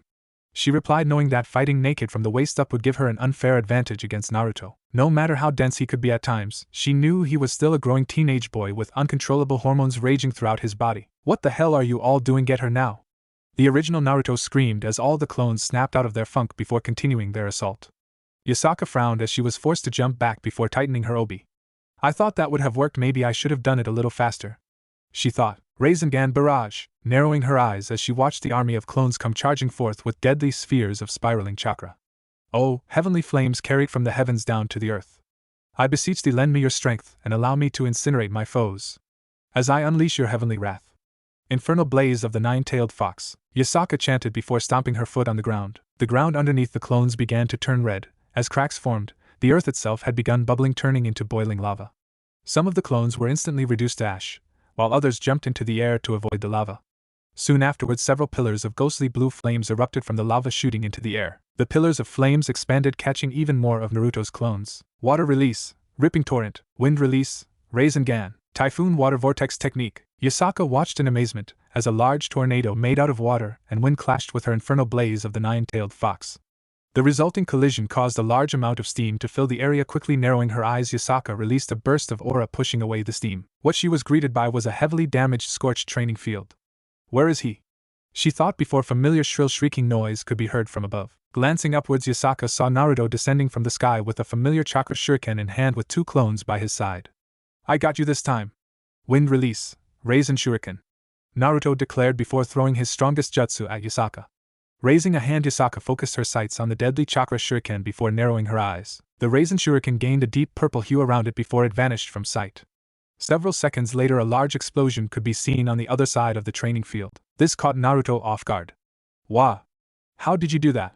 Naruto spoke in a bewildered manner. I thought I told you that all masters of senjutsu could master space and time manipulation.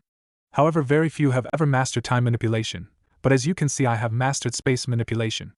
Yasaka said with a calm expression. Wait, so if I learn your variant of senjutsu I can master space and time manipulation? Naruto questioned, nodding her head. Indeed, you very well could, Naruto-kun. Although it's not something simple you can learn such as magic, many have died trying to master these abilities. Because if you're not careful you could end up teleporting yourself and others into the dimensional gap. Yasaka explained, wanting to make sure Naruto understood just how dangerous these abilities were. Naruto gained a grim expression. As I figured, there always is a catch or risk to these abilities. Naruto sighed as he was starting to feel slight fatigue. Yasaka noticed this as she gave a small smile. I believe that will do for today. You've improved greatly, Naruto-kun. You're able to hold your own against me while I'm using 30% of my full power while in your base form. Tomorrow I will start you on the basics of learning senjutsu, as well as continuing where we left off on your yujutsu. Yasaka said as she noticed the look of despair on Naruto's face. There's no need to be upset. Although I've never seen anyone with such pure skill for yujutsu in my life. Even my Kuno has greater control over her yujutsu than you do, and she's only 6 years old. Yasaka said in a slight mocking tone. Naruto for his part felt like crying. It wasn't his fault he sucked at illusions and spellcasting. Then something hit Naruto. Wait, what was that yujutsu you used earlier? Yasaka glanced at Naruto for a second. Oh, it was just a safety precaution in case you got a little wild. You know the mirages you love so much. Yasaka said in a sing-song voice, causing Naruto to cry anime tears. Giggling to herself, Yasaka began to leave the training field as she walked with a sexy sway in her hips. Naruto's eyes were glued to her large, round and plump ass. He wanted to squeeze them in his hands. Man, she's so hot. What? No bad, Naruto. Get your mind out of the gutter. Naruto scolded himself before shaking any perverted thoughts from his head. Unknown to Naruto, he didn't notice Yasaka glance back at him with a smile. She knew he was staring at her, but she didn't really mind all that much. Naruto sat down on the damaged and heavily scorched ground. What's wrong with me, Naruto thought. It's a common emotion called love, kit. Naruto turned his attention to Kurama walking towards him, who was closely followed by his other half. Even you can't be that dense not to see it. The in half of Kurama interjected. Well, Naruto has a knack for being as dense as a brick when it comes to the opposite sex. Naruto's eye twitched in annoyance. I'm not dense, Naruto yelled before calming down. Okay, I might be a little dense, but it's not my fault. I grew up not knowing what love was. I didn't figure it out until my training trip with Jiraiya-sensei. Naruto said softly. Well, what are you going to do about it? Because you have a hot kitsune MILF who is practically asking for it. Kurama said with a smirk. Do you have no shame? No, not really. Both halves of the same entity said in unison, causing the young Uzumaki to deadpan. Look, she already said she's not interested in a relationship with anyone. I don't want to ruin this friendship that I have with her. Yes, I do have feelings for her. It's not like some simple crush, I don't know how to explain it. Naruto said softly before standing up. Taking a deep breath, Naruto began to walk back towards the Imperial Palace, leaving the two halves of Kurama to sit there in silence. Well, I wasn't expecting that. Kurama thought aloud as his other half nodded in agreement. As the two chibi-tailed beasts followed their host, leaving the training field completely empty. It was a warm night, there wasn't a cloud in the sky and the moon was full. It was the perfect night. Naruto released a sigh as he sank into the water of the hot springs. It was relaxing. The water was much too hot for an average human, but Naruto was anything but normal as he had an immunity to heat and fire thanks to Kurama. The water was almost soothing as Naruto had no doubt he could quite possibly fall asleep in here. However, this pleasant experience was broken when he heard someone enter the hot springs through the sliding door. Glancing up, Naruto was surprised at who he saw in front of him. It was Inukimi. She had her hair done up in a bun while wearing a flimsy towel that showed off her curvy figure, and what she lacked in the boob department she made up for in her hips and ass. Feeling his cheeks heat up, Naruto quickly averted his eyes from the beautiful Inugami. The current leader of the Inugami glanced at Naruto for a second before making her way into the hot springs. Uzumaki-san, you seem surprised to see me here. I'm sure you can't be that simple-minded to not know that our hot springs are co-sex? She explained without an ounce of sympathy in her voice. Naruto opened his mouth, but no words could come out, so he closed his mouth to prevent himself from embarrassing himself any further. Naruto watched Inukimi through his peripheral vision as she made her way to the other side of the hot springs before kneeling in the water. Leaning her back up against the stone wall, she released a sigh of content. Naruto finally managed to calm his nerves, closing his eyes before leaning back. He wouldn't admit it, but Inukimi was almost as beautiful and sexy as Yasaka, quickly shaking his head. What's wrong with me?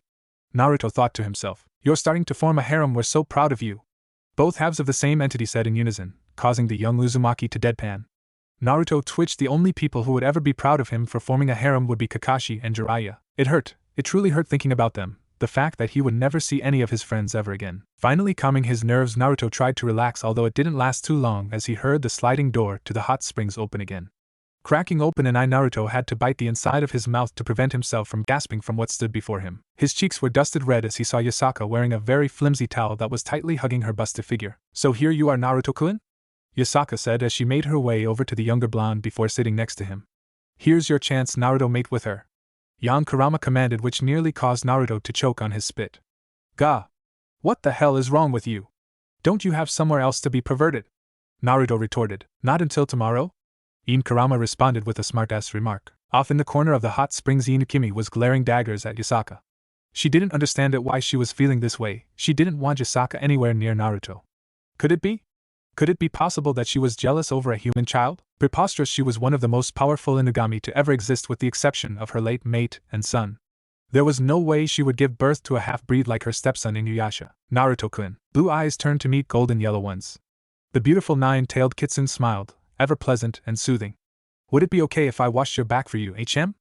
Naruto froze. His brain was unresponsive thanks to the offer that was just placed on the table. His mind simply couldn't comprehend it for a few seconds. Yasaka simply suppressed a giggle at the unresponsive teen before gently grabbing his arm and guiding him out of the hot springs. She brought him to a small stool before gently pushing him onto the stool. Kneeling behind him and grabbing the already full bucket there, Inukimi's hand twitched ever so slightly. She would not give in to these temptations. She came here to relax, not to be seduced by a 17-year-old boy. Naruto shivered when he felt the beautiful vixen's hand glide across his back, following the crevices made by his shoulder blades and slowly moving downwards to his waist. Your back is very strong, I must say, Naruto-kun, he heard her mumble softly, taking her hand off of him to grab something else. The poor shinobi was unable to respond, as he was too busy trying to stop his blood from rushing to his second head. And he wasn't prepared for what came next. Yasaka's hands returned with a vengeance, however, this time wielding a sponge, using it to slide up and down his back. The slight friction that the sponge caused by sliding against him felt quite soothing to the somewhat on-edge blonde, making the entire experience begin to feel like a massage. About the same time, she started washing his back. She also started humming a soothing tune, one that also helped ease his senses. Altogether, slowly but surely, the teen's eyes began to droop faintly as all the tension that had built up slowly left his body, released in an undercurrent of contentment. He desperately tried to stay awake, but he was on cloud nine, as Yasaka slowly slid the sponge around his back. Unbeknownst to Yasaka, the other occupant in the hot springs was making her way towards her. Feeling a delicate finger touch her shoulder, Yasaka stopped her actions before turning around and coming face to face with Inukimi. Inukimi-san, what a pleasant surprise. When did you get here? Inukimi fought the urge to deadpan as she glared at Yasaka. For your information, Yasaka-san, I've been here the entire time. Yasaka was taken back by the hostility in the Inugami's voice. Did I do something to offend you? As a matter of fact, you did. I know what you're doing, and I won't stand for it anymore. For her part, Yasaka was confused. She had no idea what Inukimi was talking about. What do you mean I haven't done anything to offend you? Inukimi growled in response. Yes, you do. It all started a couple days ago with the Baldo-san incident. You lied to us. You do harbor feelings for this boy, don't you? And now you're trying to drag me into it. For her part, Yasaka tried her best to logically reply. What? When did you come up with this crazy idea? I'll admit I might have a small crush on Naruto-kun, but it's not enough for me to act on. And why would I want to drag you into this? You haven't shown any interest in anyone in the past 200 years. Something snapped inside of Inukimi. Very well then, from this day forth you are my rival and I will have him. Inukimi declared. Because if you don't bed him by the next full moon, which is roughly a month from now, I will take him from you. Yasaka blushed crimson red after hearing this. We can't treat him as if he's a toy or object, Yasaka retorted as she felt a flicker of anger pulse through her. Yasaka stood to her feet, glaring into Inukimi's eyes with a new ferocity in them. I won't let you destroy the relationship he's formed with my daughter. The vixen growled, baring her fangs as her ears and tails appeared. So, you're using your daughter to get to him? That's pretty low, fox. Yasaka's body was trembling with anger as flickers of blue flames danced around her fingers and hands. Watch yourself, you bitch, you're walking on thin ice now. Inukimi smirked as poison began dancing around her fingers and hands. Well then, bring it on, it's been a long time since I've actually had to try. The two stood there glaring into each other's eyes as sparks of electricity can be seen from the intensity of their glare. However, a noise broke their concentration. Turning their attention back to Naruto, who was hunched forward on the stool, one could clearly hear him snoring lightly. I think you put him to sleep, Yasaka-san? Inukimi said as she poked the young blonde who fell forward before Yasaka caught him with several of her tails. I think we went a little too far, Inukimi-san. Yasaka said gently as she was thankful that Naruto was asleep during their argument. Inukimi glanced at the sleeping blonde before gently running her finger across his whiskered cheek. The result caused the young blonde to purr, much to the delight of the two supernatural women. Inukimi hesitantly nodded. Please forgive me for whatever I said to you earlier, the Inugami said, blushing in embarrassment and refusing to meet Yasaka's gaze. It's been so long since I've been touched by a man, let alone felt this way. This boy has either a gift or a curse, she said softly as Yasaka tilted her head to the side. Gift or a curse? Would you care to elaborate on that, because I don't know if I can follow your logic on this? Yasaka asked as her tails slowly coiled around Naruto's body to hold him. Inukimi took a deep breath as she calmed her nerves as the blush on her cheeks faded. What I'm saying is this boy seems to have the ability to rekindle feelings that I have long since suppressed. I'm sure you feel it too, as you've already stated you have a small crush on him, do you not? Yasaka nodded, finally understanding where Inukimi was coming from. Yes, being around him makes me feel how I did when I first met. Yasaka paused as she scowled at the mere thought of that man who impregnated her. Inukimi, like many other clan heads within Kyoto's walls, knew of Yasaka's former lover and Kuno's father. I didn't mean to bring up such terrible memories. But what that man did to you was not right, rather what he did to our faction isn't right, Inukimi said with a serious expression as Yasaka nodded. What I'm getting at is this boy, rather Naruto-san, may be able to help us in more than one way, not just in our personal lives but for our faction as well. So, what are you suggesting that we share him? Yasaka asked, raising an eyebrow in confusion. Inukimi seemed to smirk at Yasaka's retort. Possibly. But let's see how things play out. As you know as well as I do, arranged marriages don't really work that well. It's one of the reasons why our predecessors are no longer among us anymore, the beautiful Inugami said softly before slowly walking back into the hot springs. Yasaka watched Inukimi for a moment before turning her attention back to Naruto, as she gently set him down on the stone ground. Splash! Naruto gasped as he shot up. His entire body was dripping as he was doused with a large amount of cold water. What? Who? How? Where? Naruto yelled in confusion as he was awoken from a dead sleep by a bucket of cold water. Standing over him was Yasaka as she had a smirk on her face at seeing Naruto's reaction. Welcome back to the land of the living, Naruto-kun. Naruto turned his attention to Yasaka, glaring at her. Why did you throw water on me? And what the hell happened? Naruto yelled, gaining a snicker from the older blonde. Well, while I was washing your back you fell asleep, so I decided to wake you up, Yasaka replied with a small smile that caused Naruto's eye to twitch. Releasing a small sigh of frustration, Naruto got to his feet while stretching his limbs. Well, thank you for washing my back, Yasaka. I guess I'll see you later, Naruto said before heading towards the door. Oh, Naruto-kun, one more thing. Naruto turned around as Yasaka closed the distance in between them in the blink of an eye. What was all Naruto could say before Yasaka put her finger over his lips. There's one thing I need to tell you. I won't be able to help you in your training tomorrow, but Inukimi-san has agreed to oversee your training tomorrow. I hope you don't mind, Yasaka said as Naruto stood there trying to comprehend what he just heard. Inukimi for her part was taken back by Yasaka's action. While on the outside she seemed to be rather upset by this, but while on the inside she felt rather happy for some reason. When Naruto turned his gaze to the beautiful Inugami, Inukimi seemed to blush before turning her head to the side in a harsh manner before huffing. I understand, Yasaka, thanks for giving me the heads up, Naruto said in an almost depressed tone which caused Inukimi to frown. Don't sound so gloomy about it. Inukimi-san is a very kind person once you get to know her. I'm sure the two of you will be best friends in no time, Yasaka said with a smile before kissing Naruto on the cheek. Her actions caused the young Uzumaki to freeze as he stood there almost like a statue, giggling at his actions. He's far too easy to tease, Yasaka thought as she walked back into the hot springs. Don't get her wrong, the kiss she just gave Naruto was genuine, but she didn't want to rush anything, plus she wanted to give Inukimi some time with Naruto before making her move. Finally snapping out of his funk, Naruto, sporting blush on his cheeks, brought his hand up to his face where Yasaka kissed him. Stuff like this never happened to me back in the elemental nations, Naruto thought before leaving the hot springs before anything else could happen to him. With Naruto gone, Inukimi turned her gaze back to Yasaka. Why did you do that? Yasaka glanced at the Inugami. You deserve a chance to spend time with him as well, and I believe this would be the perfect opportunity for you to spend time with him. Plus, you have fully mastered both Senjutsu and Yujutsu to a higher extent than me, and he's been having trouble learning how to wield Jujutsu, Yasaka said with a smile before sinking into the water. Inukimi stared down at the water for a second before responding. Thank you. It was soft, and most people wouldn't even be able to hear her response. But Yasaka heard her loud and clear as she smiled. You're most welcome, Inukimi-san. Naruto was walking through the streets of Kyoto. Glancing up at the full moon, Naruto couldn't help but feel uncomfortable. Ever since his battle with the Ten-Tails and Aito, he's felt extremely uncomfortable at the sight of the full moon, as it reminded him of his greatest failure and the most dreadful technique he had ever heard of, infinite Tsukuyomi. However, much to his surprise, both halves of Kurama were silent. Either they were asleep, or they just had no reason to talk to him at the moment. Glancing down at his hands as he clenched them tightly, he would prepare for the worst as he was training under Inukimi for the time being. I can do this. Even Yasaka said she's a nice person once you get to know her. Naruto thought, trying to ease his nerves. Unfortunately, Naruto was not paying attention to where he was going as he walked into someone or something.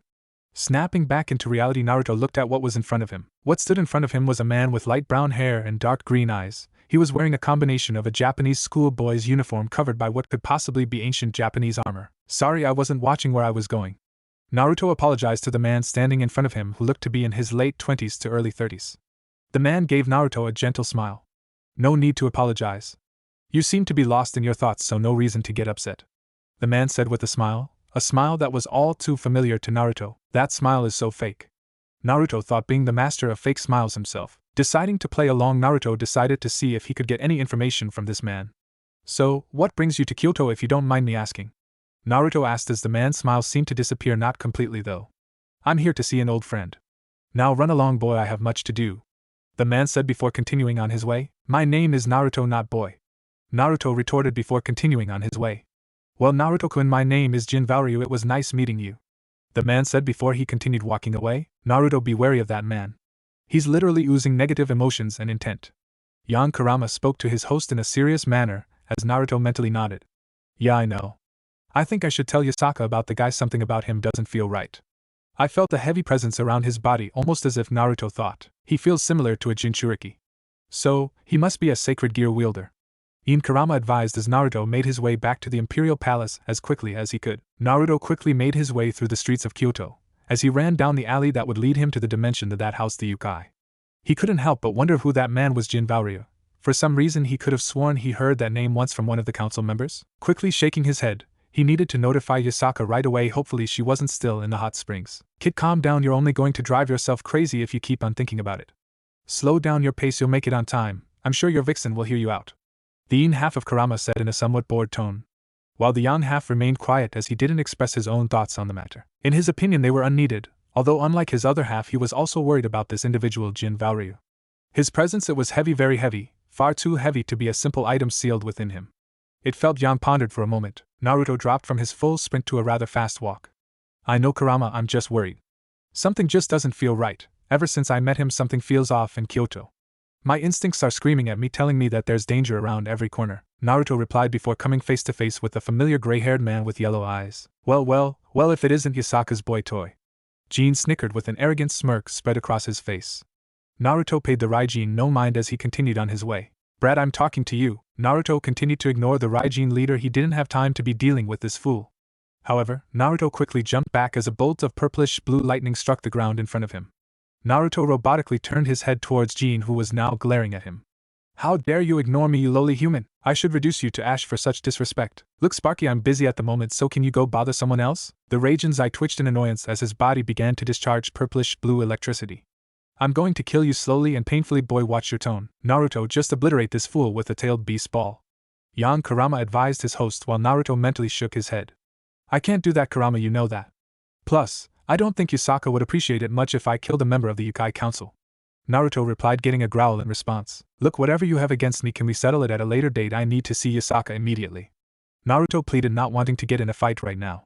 Jin, on the other hand, took this as an even greater insult. How dare you brush me aside as if I'm nothing more than a lowly peasant. You will pay for your disrespect, boy, prepare to die. Jin roared before being struck in the back of the head by a flat end of a sword. Jin dropped to the ground unconscious. Glancing up, Naruto did not recognize the person standing behind the Raijin. He was a handsome, tall and slender young man. He has fair skin with pointed ears, slanted golden eyes with slit pupils, and knee-length silver hair with short bangs. He has a purple crescent moon on his forehead that could be seen beneath his bangs, 2 magenta stripes on each cheek, and a magenta stripe on each eyelid. Naruto Uzumaki, my name is Sesomaru, son of Inukimi-sama. Why is it that you require an audience with Yasaka-sama? The Inagami asked in a polite tone. Naruto took a deep breath. I ran into a rather suspicious individual. Ever since I met him nothing's felt right. My instincts are screaming at me, telling me that there's danger all around us, Naruto explained as Sesomaru nodded. Do you have a physical description or a name of this individual? I can only hope that this isn't anything serious. Well, he was wearing some kind of weird uniform that was covered by some type of ancient armor. He had light brown hair and dark green eyes, and he looked to be in his late 20s to early 30s. As for his name, it was Jin Varu. Naruto explained before he watched Sesshomaru's facial expression change from neutral to a mix of anger and shock. What did you just say? Did you just say Jin Varu? Why, yeah, is everything alright? Did I do something wrong? Sesshomaru shook his head. No, you did nothing wrong. It's just that despicable man Jin is a wanted man in both Takamigara and Kyoto. If he's here, then we must make haste to Yasaka-sama immediately. Naruto nodded as he could hear the anger in the Inugami's voice despite his rather neutral expression. Without warning, Sesshomaru grabbed Naruto's shoulder before teleporting himself and Naruto to the Imperial Palace. Kurokaze was smoking his pipe while he was looking through multiple documents. Before he felt a slight chill in the air, something was wrong.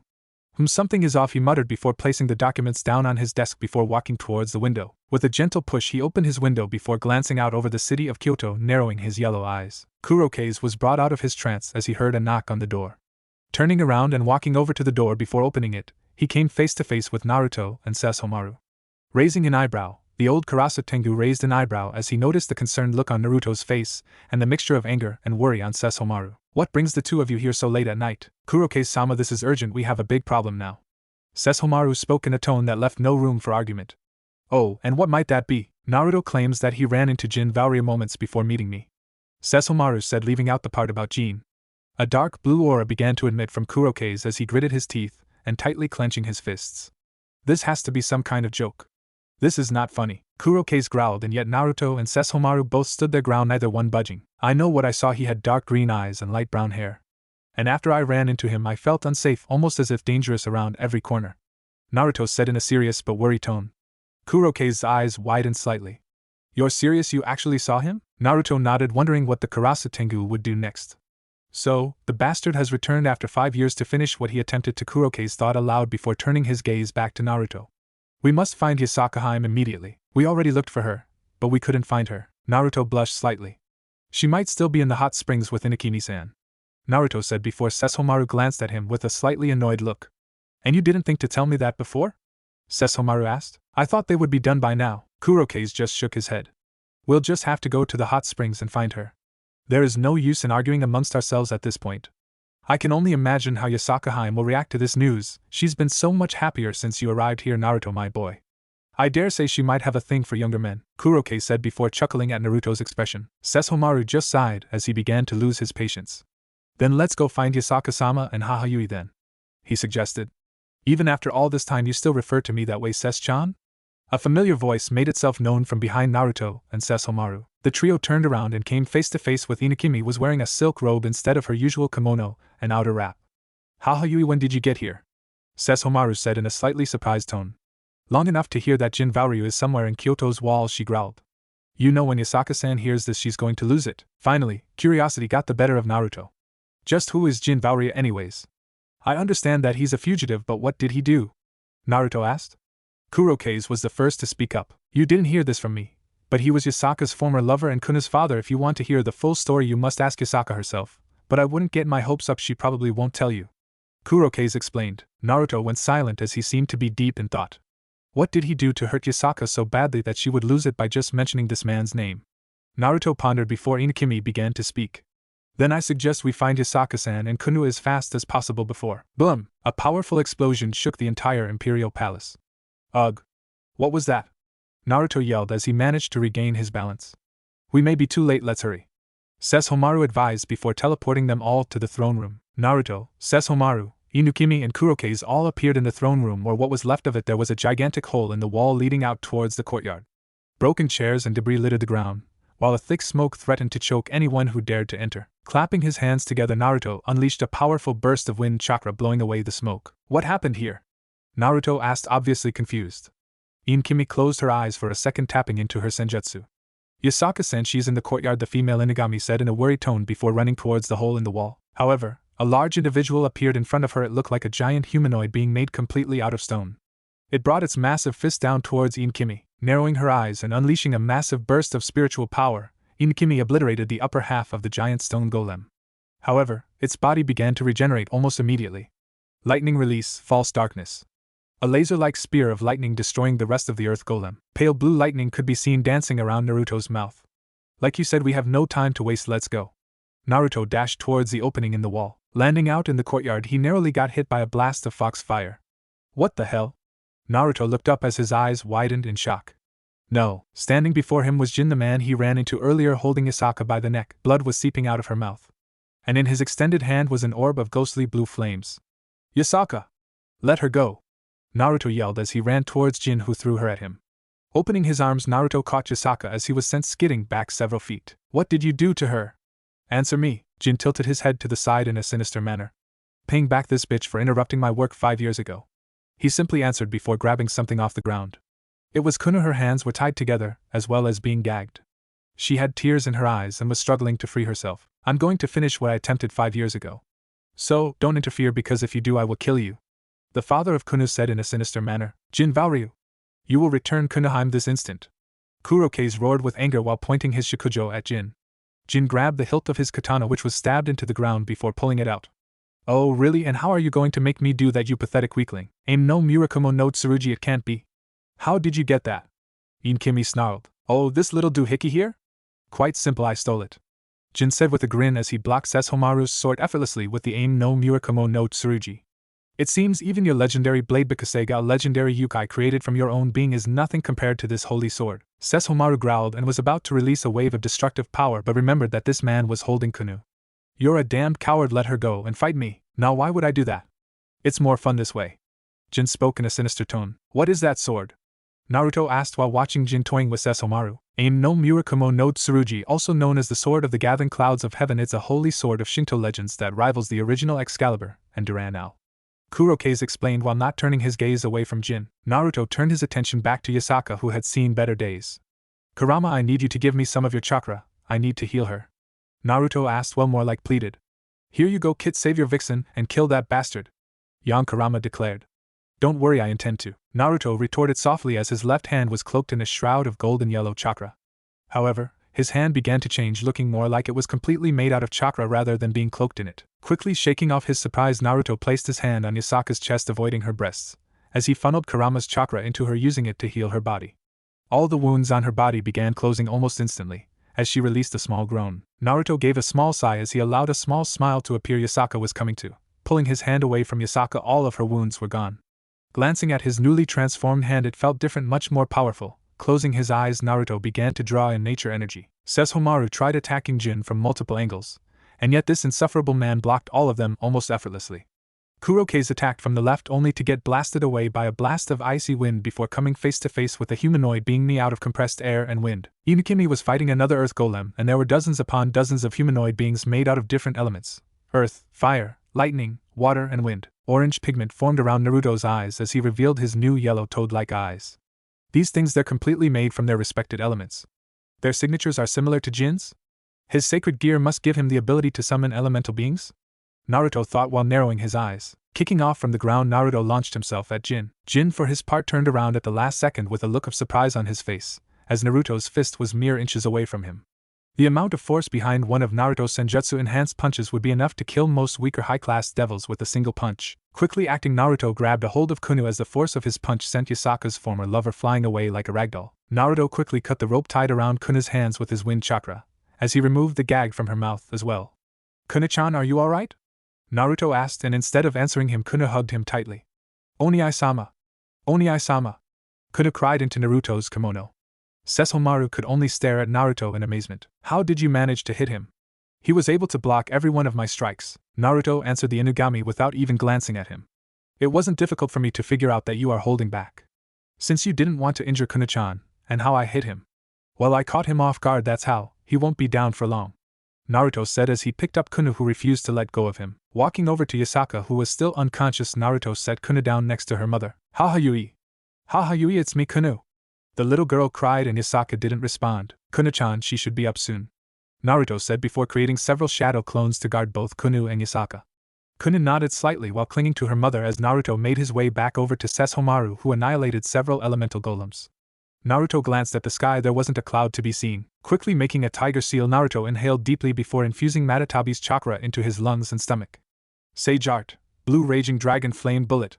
Naruto unleashed several massive black and blue fireballs in the shape of dragon heads. Kurokaze could only glance at Naruto in confusion as he launched several large fireballs into the sky. What in the world is he doing? the old Karasatengu thought while trying to cause permanent damage to the wind golem. Dodging powerful waves of wind, Kurokaze unleashed a blast of spiritual power from his Shikujo which obliterated half of the golem's body. But due to this golem being completely comprised of wind, its body easily regenerated. Gritting his teeth, Kurokaze began to retreat as a fire golem joined the wind golem. Is there any way to permanently destroy these things? Jin's sacred gear was nowhere near this strong the last time I saw him. It didn't even have the ability to spawn these things either, he thought as he felt something hit his wrist. Taking a closer look, he noticed it was starting to rain, as he could hear the rumble of thunder in the clouds above. Inkimi frowned as it went from sprinkling to downpouring. You have to be kidding me, how could it start raining when there wasn't even a cloud in the sky? She thought before glancing at Naruto, who had pale blue lightning dancing around his hand. Wait, rain? Don't tell me his earlier fire-based technique. I see now, he heated up the atmosphere, but what is he planning to do? She thought as she noticed the fire golem in front of her was beginning to fall apart from the rain. Sesshomaru, being the closest one to Naruto, took it upon himself to guard the young Uzumaki. As he could tell, Naruto was planning something big, and judging by the massive amount of power building up in the atmosphere, he was planning on wiping all these things out in one go. Are you ready yet, Naruto-san? Wordlessly, Naruto nodded before raising his hand into the air. Yes, I'm ready, Naruto said quietly before taking a deep breath. Everyone steer clear. Naruto howled, gaining the attention of everyone as he sent a bolt of lightning up into the air. The result caused a massive discharge of lightning as it came screaming down from the sky, striking in random positions. Kurokaze watched all of the lightning in the sky gathering together into one point. What is this? I've never seen such a lightning technique like this. Even Jin has never displayed such control. Sesshomaru remained quiet as he glanced up at the sky, but if one looks closely they could see that he was quite impressed by this display of power. There's way too much power in the atmosphere, we're all going to get caught up in the blast, Inkimi said with a nervous expression. Whatever he's planning, it's not only going to annihilate all of those elemental creatures but us as well. Kurokaze tapped his Shikujo against the ground, creating a barrier not only around him and the Inagami mother and son duo, as well as Yasaka and Kuno, and also the entire Imperial Palace. Naruto clenched his fist tightly as it began to glow a pale blue. A massive roar could be heard from the sky. The roar was so loud that it could be heard for miles away. However, what emerged from the clouds was a spectacle to behold. A massive dragon-like beast completely made out of compacted lightning appeared. This jutsu is called Kirin. Now disappear after the thunderclap, Naruto yelled before bringing his hand down. The lightning beast rose back up into the clouds before coming down with such speed and ferocity that upon hitting the ground the explosion shook the entire city of Kyoto. The explosion comparable to that of several nuclear warheads going off at once. The attack only lasted an instant, but the payoff was well worth it. Yasaka, who had regained consciousness prior to Naruto unleashing Kirin, was left astounded by the power of this technique. It was even stronger than his Raisin Shuriken, but it didn't take a genius to figure out why he didn't use it. The amount of time it took to prepare this technique made it nearly impossible to use in a battle, but since their enemies were mindless elemental thralls it was rather easy to prepare and attack them with it. The dust began to clear as the once beautiful forest and area was now a wasteland. Naruto was no longer in sage mode as he put every ounce of his power into Kirin. Leaning forward slightly, Naruto was breathing heavily. He was drenched in sweat. Kurokaze released the barriers that he had created and could only watch in astonishment at what Naruto is capable of doing. Such destructive power. Do you think he actually did it? Inkimi thought aloud. Yasaka stood up as Kuno was tightly holding on to her mother's kimono. Hahayui, is that bad man gone? Yasaka glanced down at her daughter. As much as she wanted to say yes, she remained silent as she gently rubbed her daughter's head. Let's hope so, she whispered. He, that should have finished it. Naruto chuckled softly as he glanced up and noticed all of the elemental beings were gone. That's wishful thinking, boy. But did you really think such a pitiful technique would end me? Naruto's eyes widened in horror as he watched Jin pull himself out of the rubble. Sure, his body was damaged and mangled, but it began to repair itself almost instantly. The man had a despicable smirk on his face as all of the damage Naruto had done vanished. And no, that's impossible, you should be dead. Jin snickered at Naruto's expression. While I will admit it, if you would have hit me with that attack before I modified my body, I would most certainly be dead right now. But too bad for you, the man said before shrugging his shoulders and chuckling. However, I am impressed you managed to destroy all of my elemental thralls with that one technique, but it seems it's only good for one shot. Sesshomaru grabbed Naruto's shoulder and wordlessly refilling his chakra and spiritual power. Jin began to slowly walk towards Naruto. Sesshomaru rushed forward swinging Bikasega at Jin's neck. However, before the legendary blade could make contact, Sesshomaru was blasted back by a large amount of air pressure. I thought you would have known by now that my sacred gear elemental force grants me the ability to manipulate all 5 elements. So not only can I manipulate all 5 elements on their own, but after countless training I can now form them into the elemental thralls or golems, Jin said with a chuckle as he snapped his fingers summoning countless elemental thralls around him. And the best part is I haven't even used my balance breaker yet. Jin chuckled sinisterly. Anyways, I may have to use it if I want to collect what is rightfully mine. he said while glancing at Kuno, who hid behind her mother. Yasaka gritted her teeth. I won't hand over my daughter to you, you sick-minded bastard. She growled as she unconsciously released foxfire from her mouth and hands.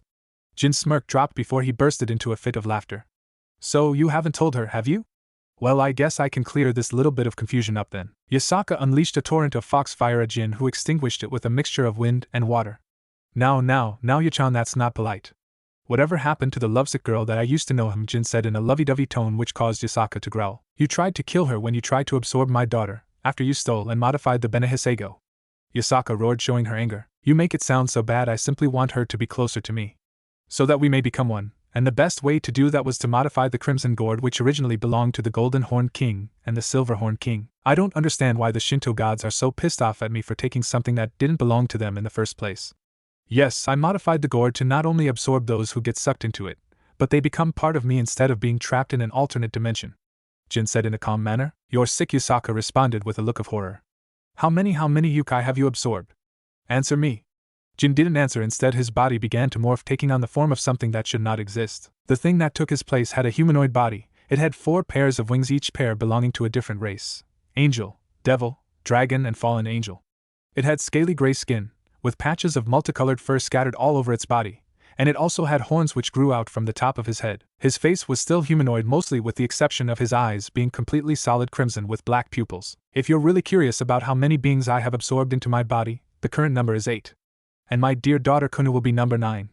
Jin said as he stretched his body out, allowing his new appendages to move and to let the blood flow through them. Kuno froze after hearing those words. This thing was her father. But her mother told her that her father died long ago. No, you can't be my Chichi-Yui. Haha-Yui said that he died protecting me. Kuno cried as tears began to form in her eyes. Jin, for his part, didn't show any reaction to his daughter or her reaction. He simply smiled in a sinister way. Well, your mother lied to you because she was afraid you would come and look for me. Oh well, no need to worry, Daddy is here now. Jin held his arms out as though anticipating a warm embrace. Sesshomaru tightly gripped his blade. Kurokaze readied himself while pointing his shakujo at the elemental thralls. Imkimi was ready to enter into her yukai form. That's not going to happen, Naruto growled. Oh, this is interesting. It seems you've replaced me, Yu-chan. Jin in a mocking tone filled with sarcasm. Well, it doesn't matter, you can have him. You were nothing more than a tool to gain what I wanted. Hearing this caused Yasaka to stop dead in her tracks. Did she just hear him right? Did he just say she was nothing more than a tool? That bastard, I loved him. Yasaka was lost in her thoughts. Jin's once cheerful expression changed to a serious one as he held out his hand, calling forth the aim no Murakumo no Tsurugi.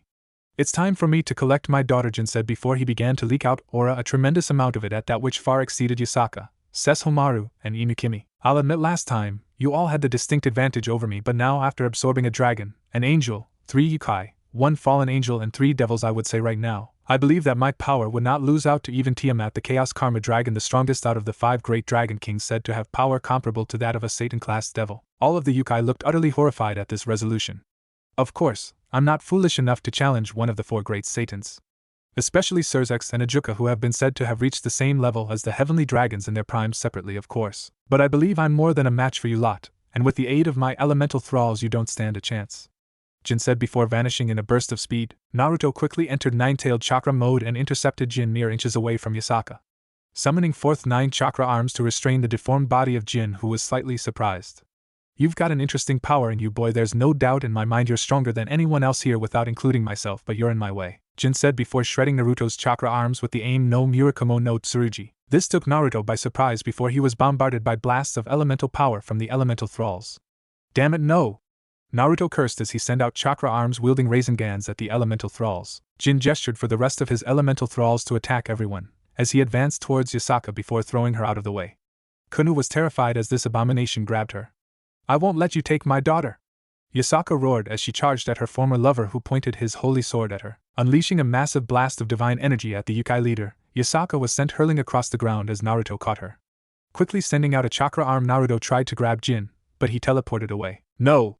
My Kuno! Naruto turned his attention to the crying vixen in his grasp as he grabbed both of her shoulders. Yasaka, I'm going to get Kuno back, I promise you that, Naruto said as Yasaka gripped him tightly, not wanting to let him go. Just come back alive, she said in between sniffles. Naruto shook his head. I don't know if I can keep that promise, because I have a feeling one of us is going to die, Naruto said with a serious expression on his face as he watched her eyes widen in horror. Yasaka's lips trembled, and before she could even utter a word, Naruto did the ballsiest thing he's ever done. Naruto quickly leaned forward as he claimed Yasaka's lips. If he was gonna die, he at least wanted to kiss her just once. Sesshomaru, for his part, could only shake his head despite the seriousness of the situation. We don't have time for this, he growled softly while Kurokaze nodded in agreement. Kimi simply frowned, but she accepted it. Naruto pulled back as he turned around and ran in the other direction before disappearing in a golden yellow flash. Leaving Yasaka standing there not knowing what just happened, she unconsciously licked her lips. Ramen, she whispered. A moment later, several platoons of Yukai guards and Shinto priests arrived on the area with Jin and the other members of the Yukai as well to deal with the ever-growing threat of the elemental thralls. Yasaka closed her eyes as she took a deep breath, putting her faith in Naruto. Deep down inside, she knew he would win and save her daughter, but she couldn't help but worry about Naruto's safety.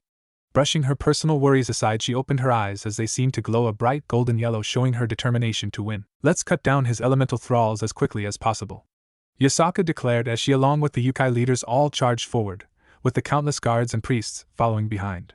The battle ensued as countless spells, senjutsu abilities, and yujitsu abilities were cast upon the elemental thralls. The elemental thralls retorted by bombarding the Yukai and priests with their elemental powers. Jin appeared just outside the boundaries of Kyoto. There was a cross placed in front of the Benehiseigo, otherwise known as Crimson Gourd. Kuno struggled in her father's grasp. Ignoring her thrashing, he tied her to the cross. You look so much like your mother. Too bad this is where you say goodbye to your world forever, he said while holding her chin. Let me go, you monster. Jin chuckled as he picked up the Crimson Gourd and aimed it at her. Don't worry, soon everything will become clear to you. Welcome home. Jin spoke in an insane manner, as the gourd created a great suction force. Kuno could feel the pull that the gourd was causing as she struggled, but there was no use. She couldn't escape. She was going to become part of this monster. Ka. Yes, so close now, you are mine. Jin laughed as Kuno's body began to stretch out and move towards the narrow opening of the gourd. No! Please stop. Kuno's cries were ignored as her feet were centimeters away from the narrow opening of the gourd before something crashed into Jin. This not only disrupted the ritual, but also sent the gourd flying. Jin was sent skidding back several feet. Narrowing his eyes as he gritted his teeth at what disturbed him, he was greeted by Naruto Uzumaki in his nine-tailed chakra mode. Sorry I'm late, Naruto said with a cheeky grin as he made an all-too-familiar cross-hand seal. You're going to pay for what you just tried to do to Kuno-chan, Naruto said as the deformed body of Jin glared daggers at him. You're going to pay for that, boy, very much so. Naruto stood across from Jin, who looked ready to attack at any moment with his aim no Murakumo no Tsurugi in hand. Shadow Clone Jutsu, Naruto declared as the entire area was filled with explosions of white smoke, before revealing an entire army of golden yellow Narutos ready to fight. Jin was actually taken back by this as he summoned 10 elemental thralls around him, 2 of each element to be so precise. Just because you can create illusions of yourself doesn't mean a thing to me. Naruto raised an eyebrow as he cocked his head to the side. Illusions? These are real solid clones, they're almost as strong as myself.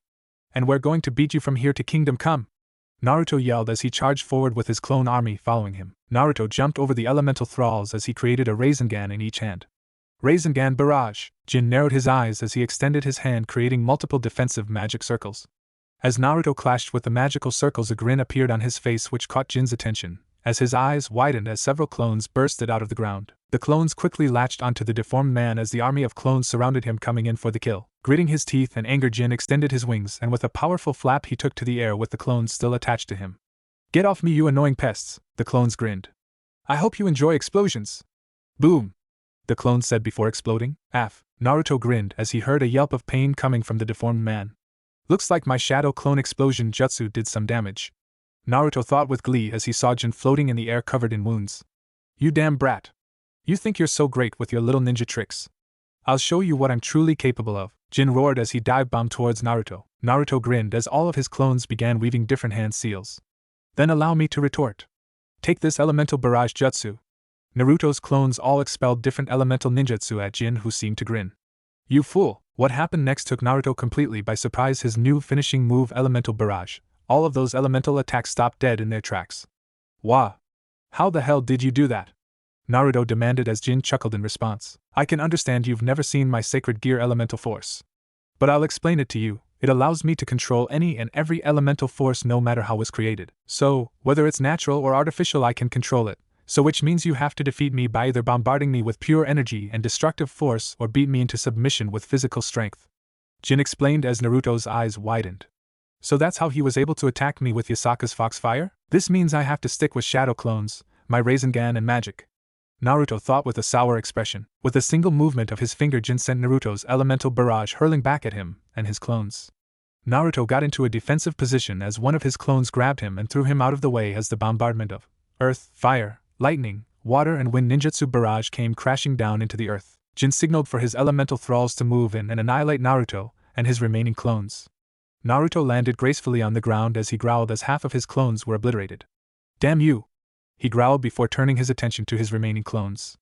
"Deal with these elemental things, I'll take care of him," Naruto ordered as his clones wordlessly nodded before charging at the advancing elemental thralls. Jin stared down at Naruto with a smile. It wasn't a friendly smile, it was a sinister one.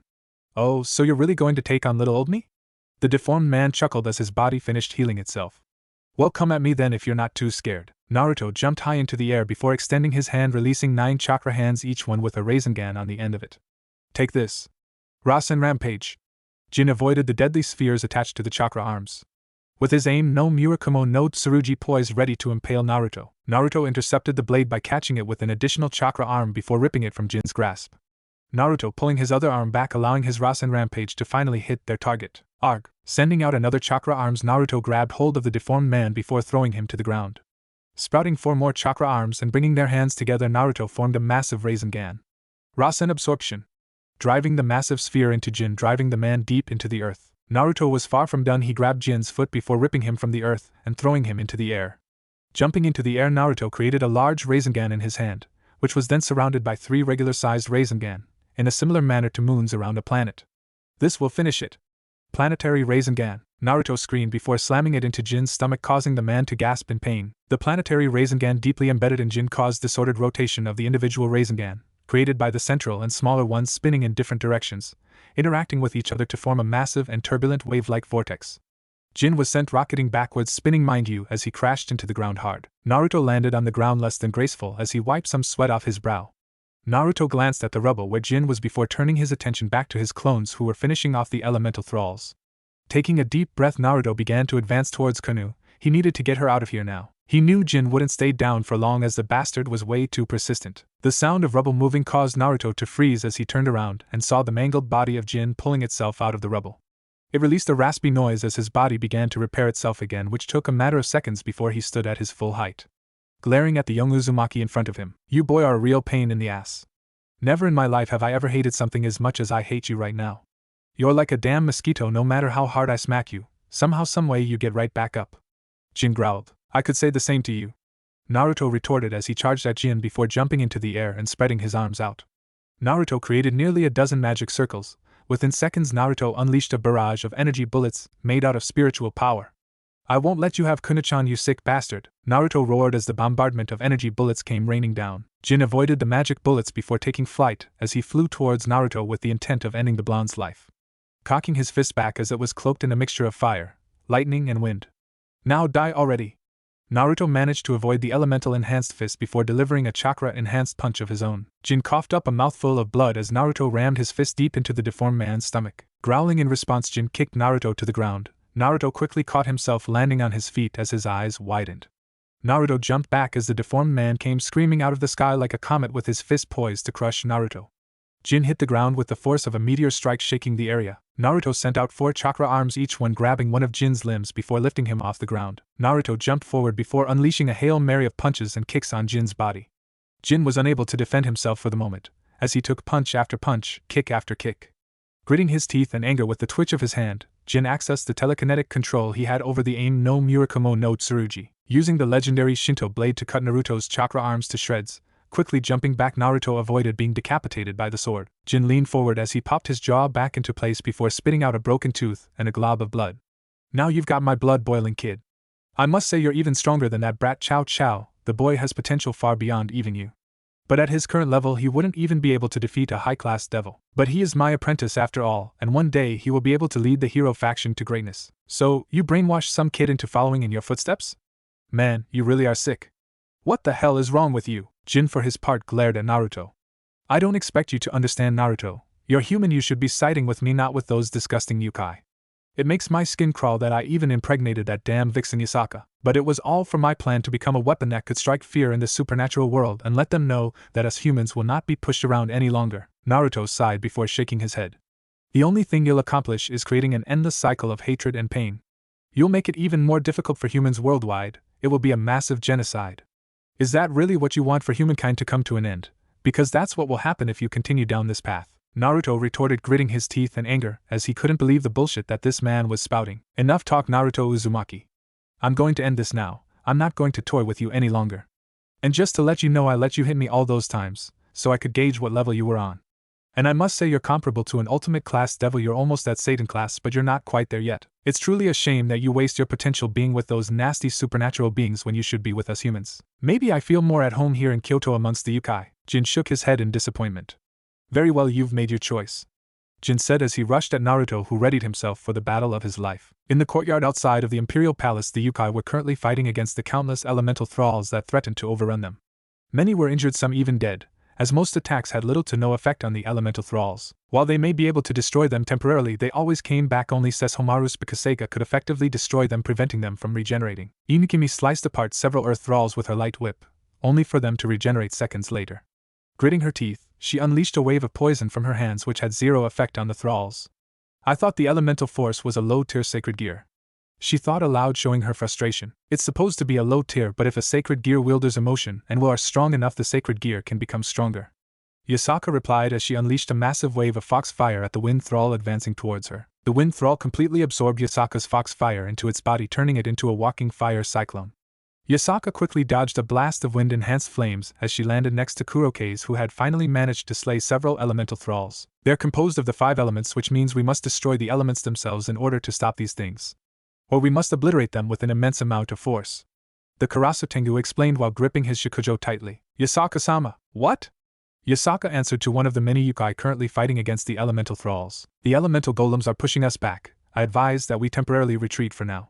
Many are injured, some are even dead. Yasaka frowned as she glanced over the battlefield, noticing that many of her people were either injured, dying, or dead. Biting her lip, taking a deep breath, Yasaka found her resolve. Those who are still willing to fight, stay here with us. And those who wish to retreat, take the wounded with you. I will not hold it against you if you choose to leave, Yasaka announced loudly so that all of her subordinates could hear. Jin frowned. Sure, leave, you good-for-nothing pussies, we don't need your help anyways. The Raijin yelled out, causing those who chose to leave to flinch, while those who chose to stay glared at him. Kuroke shook his head in disappointment. You would be disappointed in how your son is turning out, Kensei. The old Karasu Tengu thought. A beautiful young woman with a voluptuous figure, long black hair with split bangs, and has 6 pupilless, monochromatic red eyes, and her teeth are all fangs. Her attire consists of a green kimono, a red obi, and a golden sash. The kimono features a purple interior, and it is open at her shoulders, giving view to her large breasts. Her most noticeable physical trait is the lower half of her body, which is that of a giant spider adorned with a large skull design on its back. She was the current leader of the Joragumo clan within Kyoto Yukai faction, and her name was Mia. Mia scowled at the Raijin. Do you have no shame? Let them be. You shouldn't criticize them for their choices, she snapped while ensnaring multiple elemental thralls in her silk threads. With a quick pull of her hands, the threads slicing apart the earth golems with ease. However, the pieces began to pull themselves back together, causing her to scowl as she pinned down all of the separate pieces with more of her spider silk. Jin glared at the Joragumo. They're cowards, it's simple as that. I'm just not going to be nice about it. No one likes someone who lies all the time. Inukimi demolished several fire thralls with her light whip as several aquatic yokai doused the remains with water. Jin-san, you really need to learn to keep your mouth shut.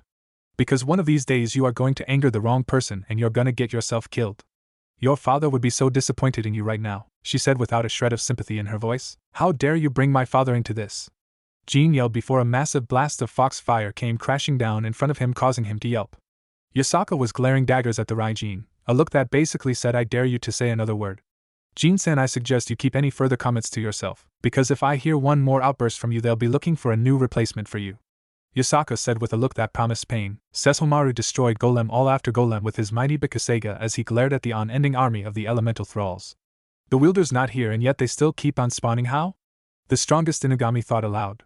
There must be some way for him to remotely spawn them from far away. Sesshomaru turned his head and came face to face with his mother. Haoyui, do you have any suggestions on how we can stop them from spawning? Because this is getting real old really fast, Sesshomaru said aloud. Now don't get him wrong, Sesshomaru enjoyed a good battle here and there, but he hated opponents that had no will of their own like these mindless elemental golems. There is no challenge in destroying them, the problem was that they kept on respawning. I would say taking out the wielder would be the best way of ending the elemental golems for good, Inukimi said before destroying another elemental golem with her light whip as Sesshomaru destroyed its remains with Bikasega. Oh, heavenly flames carried from the heavens down to the earth. I beseech thee, lend me your strength and allow me to incinerate my foes. as I unleash your heavenly wrath. Infernal blaze of the nine-tailed fox. Yasaka chanted before stomping her foot on the ground. The ground underneath several dozen elemental thralls began to turn red. As cracks formed, the earth itself had begun bubbling, turning into boiling lava. The golems began to sink in the small river of boiling lava before a pillar of ghostly blue flames erupted from the lava, shooting up into the night sky. The pillar expanded, engulfing and destroying many more elemental thralls. Yasaka looked satisfied with her work after she destroyed countless golems in one go. But she couldn't help but frown. These elemental thralls kept on appearing. There had to be a solution other than taking out the wielder. Something isn't right here. It's almost as if Yasaka thought as she knew there was a solution, but she didn't have all night to wait for Naruto to defeat that thing. I have faith in Naruto that he'll defeat him. Yasaka spat out the word him with so much venom that it caused several yokai to flinch, as they had never seen their gentle and kind-hearted leader so angry before. However, something caught Yasaka's attention. There were several small objects embedded in several trees in the back. Maybe I just found our solution, the blonde-haired beauty thought. Naruto was sent crashing into the ground hard as he gasped in pain. His body was trembling. I'm going to feel that one in the morning, that's for sure. Naruto groaned as he pulled himself out of the rubble and staggered to his feet. As he focused his gaze on the man standing before him, he spat out a glob of blood as he glared daggers at Jin, who was continuing to fight against his remaining clones. Thankfully for Naruto's clones were able to destroy the rest of Jin's elemental thralls and were able to prevent him from summoning anymore. Naruto needed to think of a way to destroy Jin completely, but how? He already hit this bastard with everything he had. Raisin Shuriken and Kirin were all but useless against him, since he can control any type of elemental force, whether it be natural or artificial. Not even his Rasengan or its vast variant of alternate forms were able to do any permanent damage. Come on, Naruto, think. Think. There's got to be one jutsu in my arsenal that can at least do enough damage to slow him down. Naruto thought as he clenched his fists tightly as Jin destroyed another one of his clones. Naruto's eyes widened when he remembered his ultimate. Well, actually it was Kurama's ultimate jutsu, but nonetheless it should be enough to deal with Jin. Naruto closed his eyes as he took a deep breath, clenching his fists, as he could feel his nine-tailed chakra mode beginning to get weaker. Opening his eyes, Naruto placed the bottom of both of his palms together, as it was aimed at Jin. As Naruto released countless small orbs of both positive black chakra and negative white chakra, he slowly began to pull it into a single point right in front of his palms. That chakra began to take the shape of a dark-colored sphere. Releasing a small groan, Naruto compressed the sphere, reducing its size from a beach ball to a ping-pong ball. Hey! Jin, here's a little going-away present. Naruto growled as Jin turned around, as his eyes widened at the amount of concentrated energy in the small sphere of power in Naruto's palms. Naruto's remaining clones quickly grabbed hold of Jin as they tried their damnedest to hold him in place. Do it, boss! The clones yelled. Take this! Tailed Beast Ball. The small sphere shot forward, throwing Naruto back as he crashed into the ground. The condensed sphere changed into a powerful red blast that tore apart the ground as it flew towards its target. Jin's eyes widened as the small blast of red energy hit him dead on. The resulting contact caused a massive explosion, obliterating nearly a mile's worth of forest. The shockwave from the explosion not only destroyed the cross Kuno was tied to, but also sent her flying backwards. Naruto quickly caught Kuno as he skidded across the ground. You did it, Oni-sama! Kuno cheered with joy as Naruto chuckled. Yeah, I did, Naruto said before his eyes narrowed, gritting his teeth in anger. How could that bastard still be alive? He just hit him point blank with a compressed-tailed beast ball. As the smoke cleared, Jin stood there, but he was heavily damaged. Blood was pouring out of his mouth and his wounds. He was also missing his left arm and part of his torso. That wasn't half bad, kid. I should really commend you for that, but Jin growled as he focused his sights on his damaged body. Unfortunately for you, one of the devils I absorbed was a member of the Phoenix clan. The deformed and insane man screamed as his damaged body was cloaked in fire before completely reforming and healing his body. Jin released a sigh before testing his new arm by clenching his fist a few times. Well, now I think it's time I kill you. Naruto pushed Kuno behind him. He was sure that would have finished him off. I guess I'll just have to try. Naruto stopped mid-sentence as he narrowly dodged getting impaled by the aim no Murakumo no Tsurugi. Damn, I forgot that sword can be controlled telekinetically by the user. Naruto thought as he grabbed Kuno and jumped away. Gently setting Kuno down, Naruto turned around and came face to face with Jin, who had a smirk on his face. Delivering an earth-shattering uppercut to Naruto, sending the young Uzumaki flying high into the air. Jin appeared above Naruto before bringing both his fists down into Naruto's chest, sending him crashing into the ground. Opening his hand, Jin unleashed a powerful bombardment of aura at Naruto, which hit Naruto dead on, causing a large explosion, and one could hear a yelp of pain from within the cloud of smoke. Oni-sama Kuno cried, wishing she was stronger so that she can help her surrogate older brother. Jin landed on the ground as he watched the smoke clear as Naruto's chakra cloak was fading fast. Grinning, the deformed man turned his sights back on Kuno as he slowly advanced towards her. Jin picked up the crimson gourd before quickly grabbing Kuno by the front of her Miko and lifting her off the ground. The narrow opening of the gourd once again created its powerful suction force as Kuno began to kick her feet as she began to claw at her father's wrist. Jin didn't show any physical reaction this time. He already learned his lesson once. He wasn't going to play around this time. Let me go, you demon. Your face is scary and ugly. That's kinda hurtful, you know. But just remember, this is about to become your face too. Kuno's eyes widened as she could feel her body beginning to stretch out again as the tips of her feet were sucked into the narrow opening of the gourd. Nuh! Oni-sama! Please save me! Kuno cried as she was being sucked into the gourd. It gave her a feeling of emptiness. It felt cold, and she could feel her spiritual power being stripped away from her as she was being pulled into this gourd. Naruto lay there on the ground. His body was aching. His nine-tailed chakra mode had faded. He could hear Kuno calling out to him. Seriously, when did he become this pathetic that he couldn't even protect one person? He wouldn't allow this to happen. He couldn't, but somehow, someway, he would overcome this. Finally finding the strength, Naruto pushed himself up to a sitting position as he reached into his ninja pouch, pulling out a kunai. Naruto staggered to his feet as he threw the kunai. He wasn't aiming for Jin, rather the gourd. The kunai flew with such accuracy it narrowly missed Jin's arm and hit the gourd as it became embedded in it. Cracks began to form in the gourd as Kuno, who was only seconds away from being completely sucked into the gourd, was expelled from it. Kuno landed on the ground with a small thud as Jin gained a scowl on his face before turning his attention back to Naruto. You just don't know when to give up, do you, boy? Now I'm going to have to repair the crimson gourd, you stupid brat. Jin hissed as Kuno ran over to Naruto, wanting to get as far away as possible from that abomination that had the audacity to call itself her father. Naruto gritted his teeth. He would not fail Yasaka. He would not allow Kuno to be absorbed by this thing that was her father. Giving up isn't in my vocabulary, team.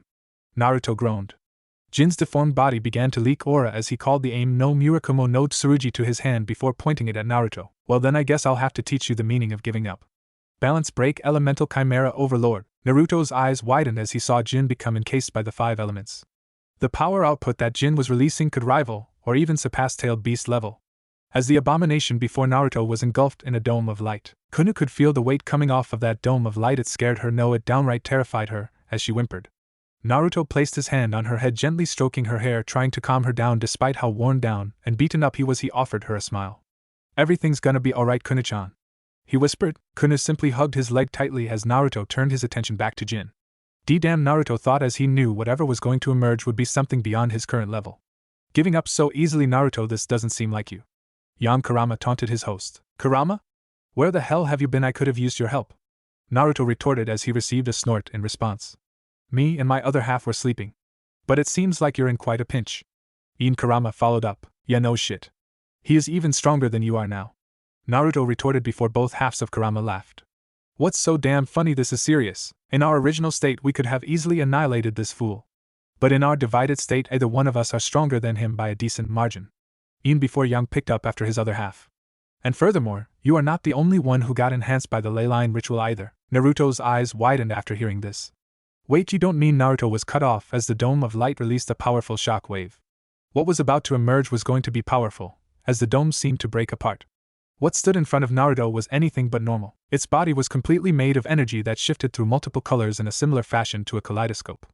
The beast had a humanoid upper body structure with 2 heads, one being a lion, the other one being a goat. It also had a serpent-like tail with a snake head on the end of it. Naruto Uzumaki, it's time to die. The beast roared. Its voice sounded distorted as if multiple people were talking at once. A bead of sweat traveled down Naruto's face as he stood his ground, preparing for the worst. Naruto, I believe it's time for us to synchronize again, just like we did against Aito. But with my new spiritual power enhancing my chakra, we should be more than a match for this fool. Yan Kurama declared. Naruto mentally nodded. Yeah, I think that would be for the best. Naruto replied as Ien Kurama spoke up. If that's the case, I shall go aid the vixen and the others. Ien Kurama ejected himself from Naruto's body as a brownish-red orb before taking his chibi form. Kurama, take Kuno-chan with you. She should be safer over there than here. Naruto ordered as Ien nodded as he increased his size to that of a wolf. Kuno jumped on Ien Kurama's back as he ran off in the direction of the others. Jin glared at his daughter and the small fox running away. It seems I'm not the only one who has absorbed Yukai into their body. But the only thing you've accomplished is weakening yourself. But on the bright side, I can absorb it along with my daughter. Naruto didn't respond as he closed his eyes and took a deep breath. What if I told you I wasn't using my full power yet? Naruto said, trying to see if Jin would take the bait. Jin, for his part, tilted his 2 heads to the side. Oh? So, you claim to have not revealed your full power yet? I thought that golden form earlier was your full power. Very well then, I will allow it, Jin said, a gleam of interest appearing in his eyes. For his part, Naruto couldn't believe that worked, although he didn't show it. Naruto once again closed his eyes as he could feel Kurama's chakra rushing through his system. But it was much heavier and stronger than before. This new power was just waiting to be released into the world. Naruto's body began to emit a golden yellow light which grew greater and greater while becoming insanely bright. Jin unconsciously took a step back as he felt a chill go down his spine. Perhaps this wasn't the smartest idea he had? Sesshomaru stood there glaring daggers at the multiple elemental thralls, while tightly gripping his blade Bikisega. Swinging Bikisega at the thralls as he unleashed a wave of powerful green yoki causing them to explode violently. That should be the last of them, Sesshomaru said before placing Bikisega back in its scabbard. It turns out what Yasaka spotted in the trees were in fact devices that were linked up to Jin Varu's sacred gear elemental force. And after fighting their way through the elemental thralls they were able to destroy the small devices, thus preventing the golems from respawning. Kurokaze gave a small sigh of relief. Now that those nuisances are gone, what is our next step, Yasaka? However, before Yasaka could even respond, a familiar brown kitsune could be seen running towards them with Kuno riding on it. Kuno! In-sama? What are you doing here and why aren't you with Naruto? Yasaka asked, obviously confused, as several other yokai glanced towards the small fox and Kuno. This included Sesshomaru and Inkimi. Don't worry, my other half is with him. Anyways, I'm here to help you deal with those elemental things, Inkarama said before noticing all of the elemental golems were gone. Kuno jumped off of Inkarama's back before running over to her mother. Yasaka was relieved to see her daughter was fine as she caught her daughter in her embrace. I'm glad you're safe, Kuno. Hahayui, Oni-sama is still out there fighting against that monster. He looked really beat up when I left with Karama-san, Kuno said, showing that she was worried about her surrogate older brother.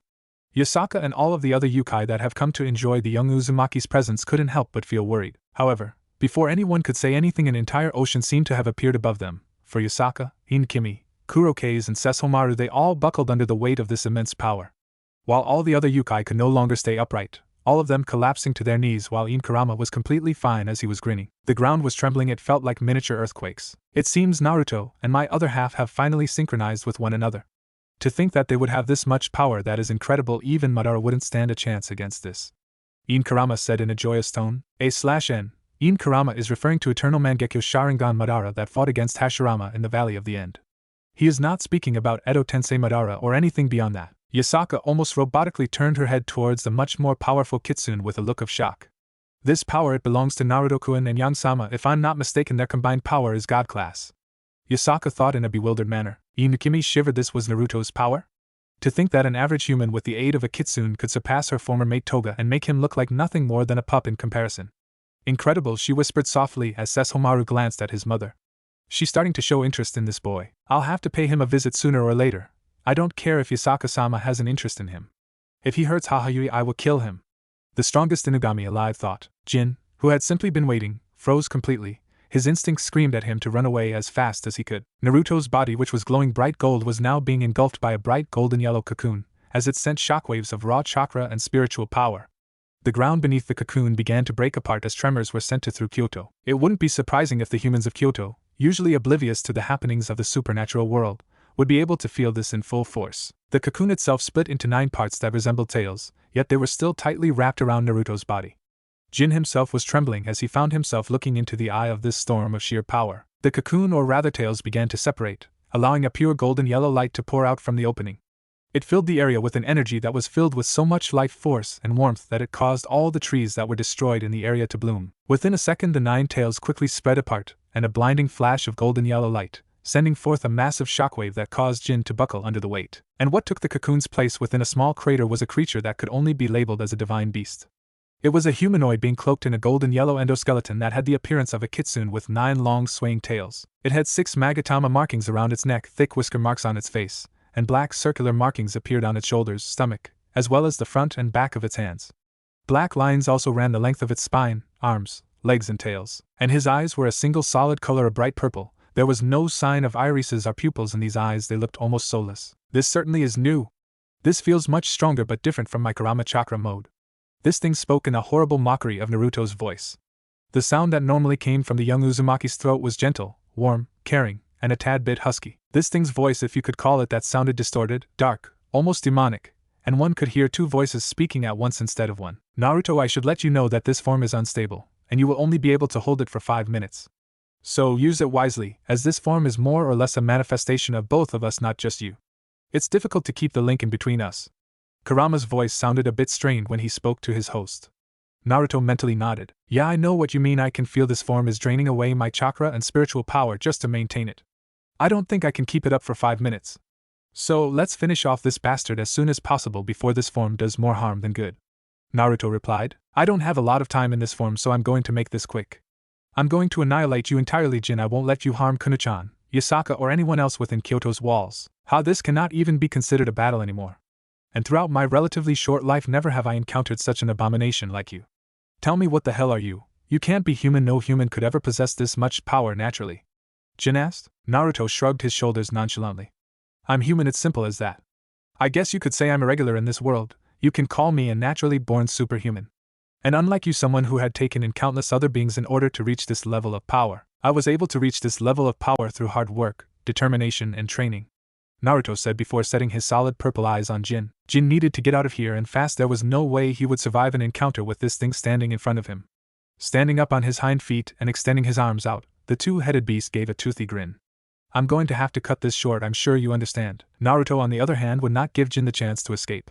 Leaning forward, Naruto shot forth with such speed that only someone on God class or higher would be able to track. Jin blinked as he felt nothing from his left arm. Turning his two heads to his left, he noticed his left arm was completely severed. It was missing. Why? How? Naruto stood several meters away holding a large beastly arm in his grasp. You know, if you spent less time talking, this sort of thing wouldn't happen, Naruto said before vanishing from sight. Jin blinked before he gasped in pain as he bent forward. Naruto had delivered an earth-shattering punch to the elemental chimera's stomach before delivering an uppercut. The uppercut was so strong that it sent Jin rocketing up into the air. Naruto appeared directly above him with a golden Rasengan in hand. Jin was unable to dodge the golden sphere of chaos as it was slammed directly into his chest. The Rasengan expanded completely, encasing Jin inside it before was rocketed back down towards the ground, causing a large explosion upon impact. Naruto gracefully descended down to the ground as he watched the smoke rise from the crater in front of him. Naruto raised a brow as he heard a roar of anger and pain coming from the crater. The elemental chimera came charging out of the crater, blinded by rage as he wanted to tear the young Uzumaki apart. Naruto, for his part, didn't move. He stood perfectly still as Jin closed in. With a single swipe of his ethereal tail, Naruto sent Jin flying away like a ragdoll from the force of the shockwave alone. Jin was sent tumbling across the ground before he came to a full stop. Shaking his head and pushing himself up to a standing position, Jin took notice of something very important. His left arm still hadn't regenerated from being ripped off by the young Uzumaki turned humanoid Kitsune. My arm still hasn't grown back. Why? I absorbed 3 Yukai and a member of the Phoenix clan? I should be regenerated, and yet I'm not, Jin thought as he quickly dodged, avoiding being crushed by one of Naruto's tails. Jin was struck in the back by Naruto as he was sent hurling forward only to be punched in the face and sent flying in the opposite direction.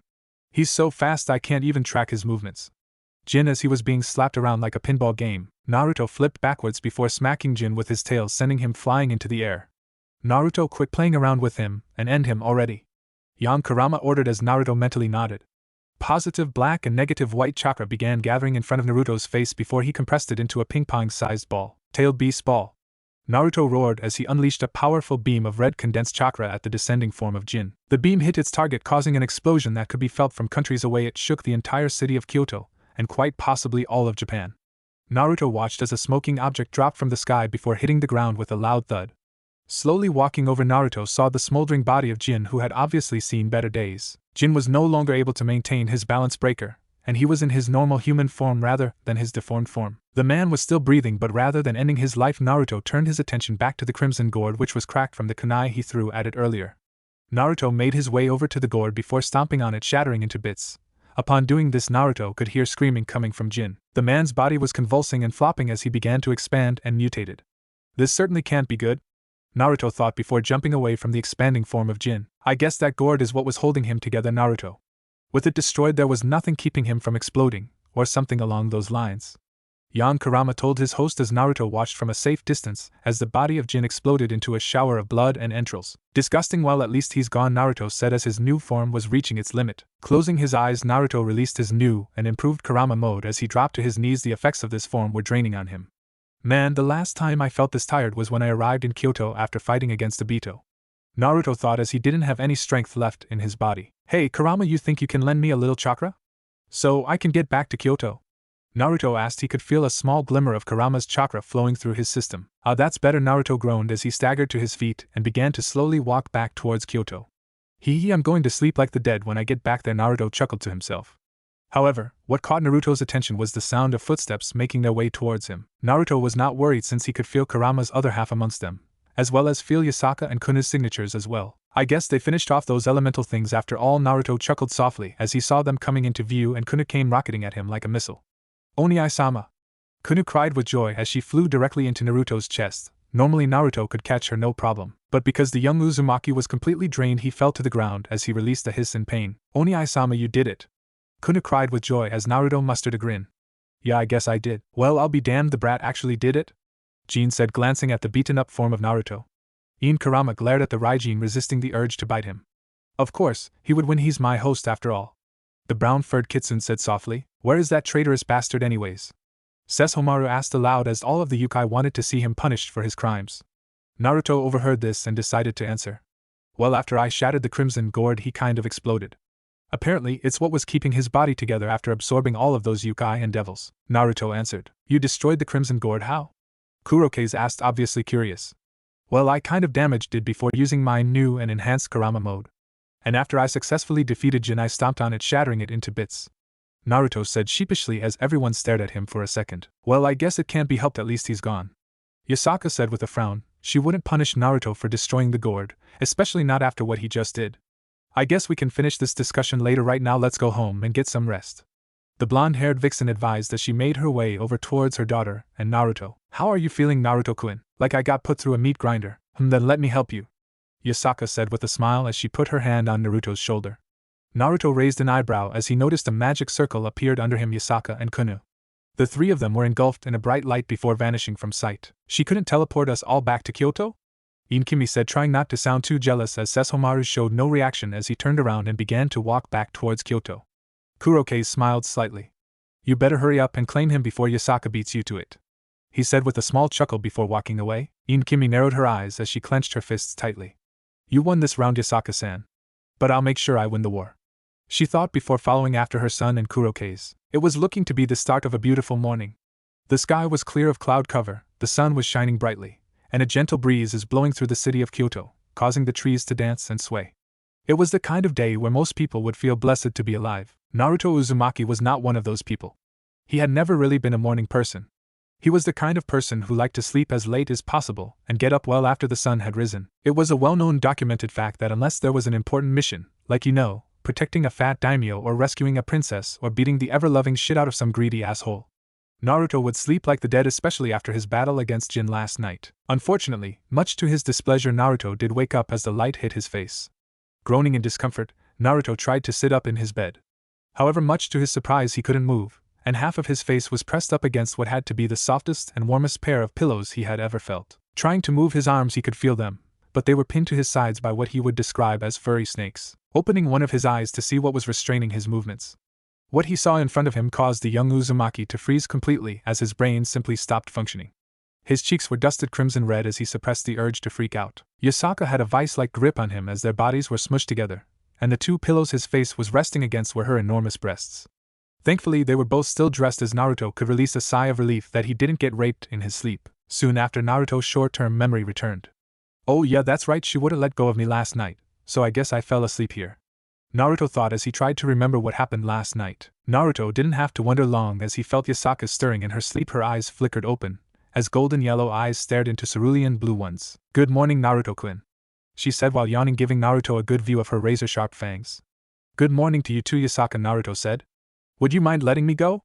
Naruto asked kindly as Yasaka wordlessly unwound her tails from Naruto's body. Naruto sat up before stretching his arms out, allowing the blood to flow through them. So, what are we going to do now? After last night? Naruto asked as Yasaka gained a thoughtful expression. Actually, I was thinking about taking the day off today after what happened yesterday. Plus, I believe I owe you an explanation on Jin, Yasaka said softly before turning her head to the side. Naruto frowned. He could feel the negative emotions rolling off her: anger, sadness, despair, and disgust. You don't have to tell me if you don't want to. Don't force yourself to remember such horrible memories. Plus, I was able to piece everything together from the way the two of you were talking last night, Naruto said in a gentle tone. Yasaka refused to meet Naruto's gaze, and if one was paying close attention one would see blush present on her cheeks. No, I need to get this off my chest. Jin, when I first met him, was the kindest person I had ever met, and I thought he would be my chosen one, my mate. I was too blinded by my love for him that I couldn't see what he truly was doing. He told me himself I was nothing more than a tool to achieve what he wanted. He wanted to impregnate me so that he could use our daughter to empower himself. Yasaka said softly she would never hate her daughter Kuno because of Jin. Naruto nodded as he gritted his teeth. He was a persistent bastard, I'll say that. He nearly got Kuno too, but I was able to stop him. And then I gave him the beating of his life. You don't have to worry about him, he'll never come back, and if he does I'll obliterate him. Naruto said as his eyes flickered from blue to yellow and back. Yasaka frowned after hearing this. That new form of yours. I highly advise you don't use it within Kyoto's walls, because we could feel the effects of its power all the way in Kyoto. Your power is comparable to that of a low-class god, and I'm pretty sure members of the other factions felt it as well. I really need to teach you how to create barriers, so you won't attract too much attention. Yasaka said in a serious tone. The form is unstable and very difficult for me to control. It drains my chakra, spiritual power, and stamina at an insane rate. So yeah, I definitely need to practice and hopefully control the power output of it so I'm not giving you and the others a heart attack. Naruto retorted. Yasaka nodded before a foxy grin appeared on her delicate lips. How, Naruto-kun, mind telling me why you kissed me on the lips last night? She asked as Naruto froze for a second as he robotically turned his head to face the beautiful vixen. I and Naruto tried to form words as Yasaka seemed to giggle at his response. Not that I didn't mind it, although I wish you would have asked me first. You're going to have to take responsibility for that, you know that, right, Naruto-kun? What do you mean take responsibility? All I did was kiss you. It's not like Naruto decided to shut up before he got himself in trouble. Stuff like this never happened to me when I was back in the elemental nations, Naruto muttered to himself, but Yasaka heard him loud and clear. There's no need to feel so ashamed, Naruto-kun, she said while putting her hand on his shoulder, giving him a reassuring squeeze. After all, I already know you have feelings for me, she said as Naruto gave her a look of horror. Wait, who told you that? Yasaka giggled in response. No one told me. It wasn't that hard to figure out. But I'm surprised why you didn't tell me earlier? She asked while gently tapping her finger against her chin. Gathering his resolve, Naruto took a deep breath before answering. You said you weren't looking for a relationship with anyone, so I didn't want to ruin our friendship, and I didn't want to ruin the bond one forged with Kuno-chan. Naruto said softly. I've had a crush on someone before, my teammate, who really wasn't much of a teammate to begin with. Anyways, that's beside the point. The feelings I have for you are different. I don't know how to explain them. My stomach feels weird, I get lightheaded, and I feel warm all over whenever I'm around you, Naruto said while averting his eyes from Yasaka. The Yukai leader was slightly taken back by what Naruto told her. You felt that way around me this entire time and you didn't say anything? Because you were afraid of ruining our friendship, or ruining the bonding between you and my daughter? Naruto nodded as he finally mustered the courage to look Yasaka in the eyes. A smile appeared on her face as she wrapped her slender arms around Naruto before pulling him into her embrace. You really are a sweet young man, and I can tell what you're saying is genuine. And I'd like to see where this could possibly go. So, what I'm saying is, how do the humans say it? Oh yes, I'll be your girlfriend, she said in a joyful tone as Naruto hugged her back. From within the seal, both halves of Kurama were grinning as their host had finally scored with the hot milf vixen. And unknown to everyone, Kuno had been peeking into her mother's room through a crack in the door. And she couldn't be any happier. Her Oni-sama might become her new Chichiyui. While Naruto missed all of his friends and the elemental nations, he would now proudly admit that he was happy. Truly happy for the first time in his life, and surprisingly enough he had Aito to thank for this, although he would never admit it.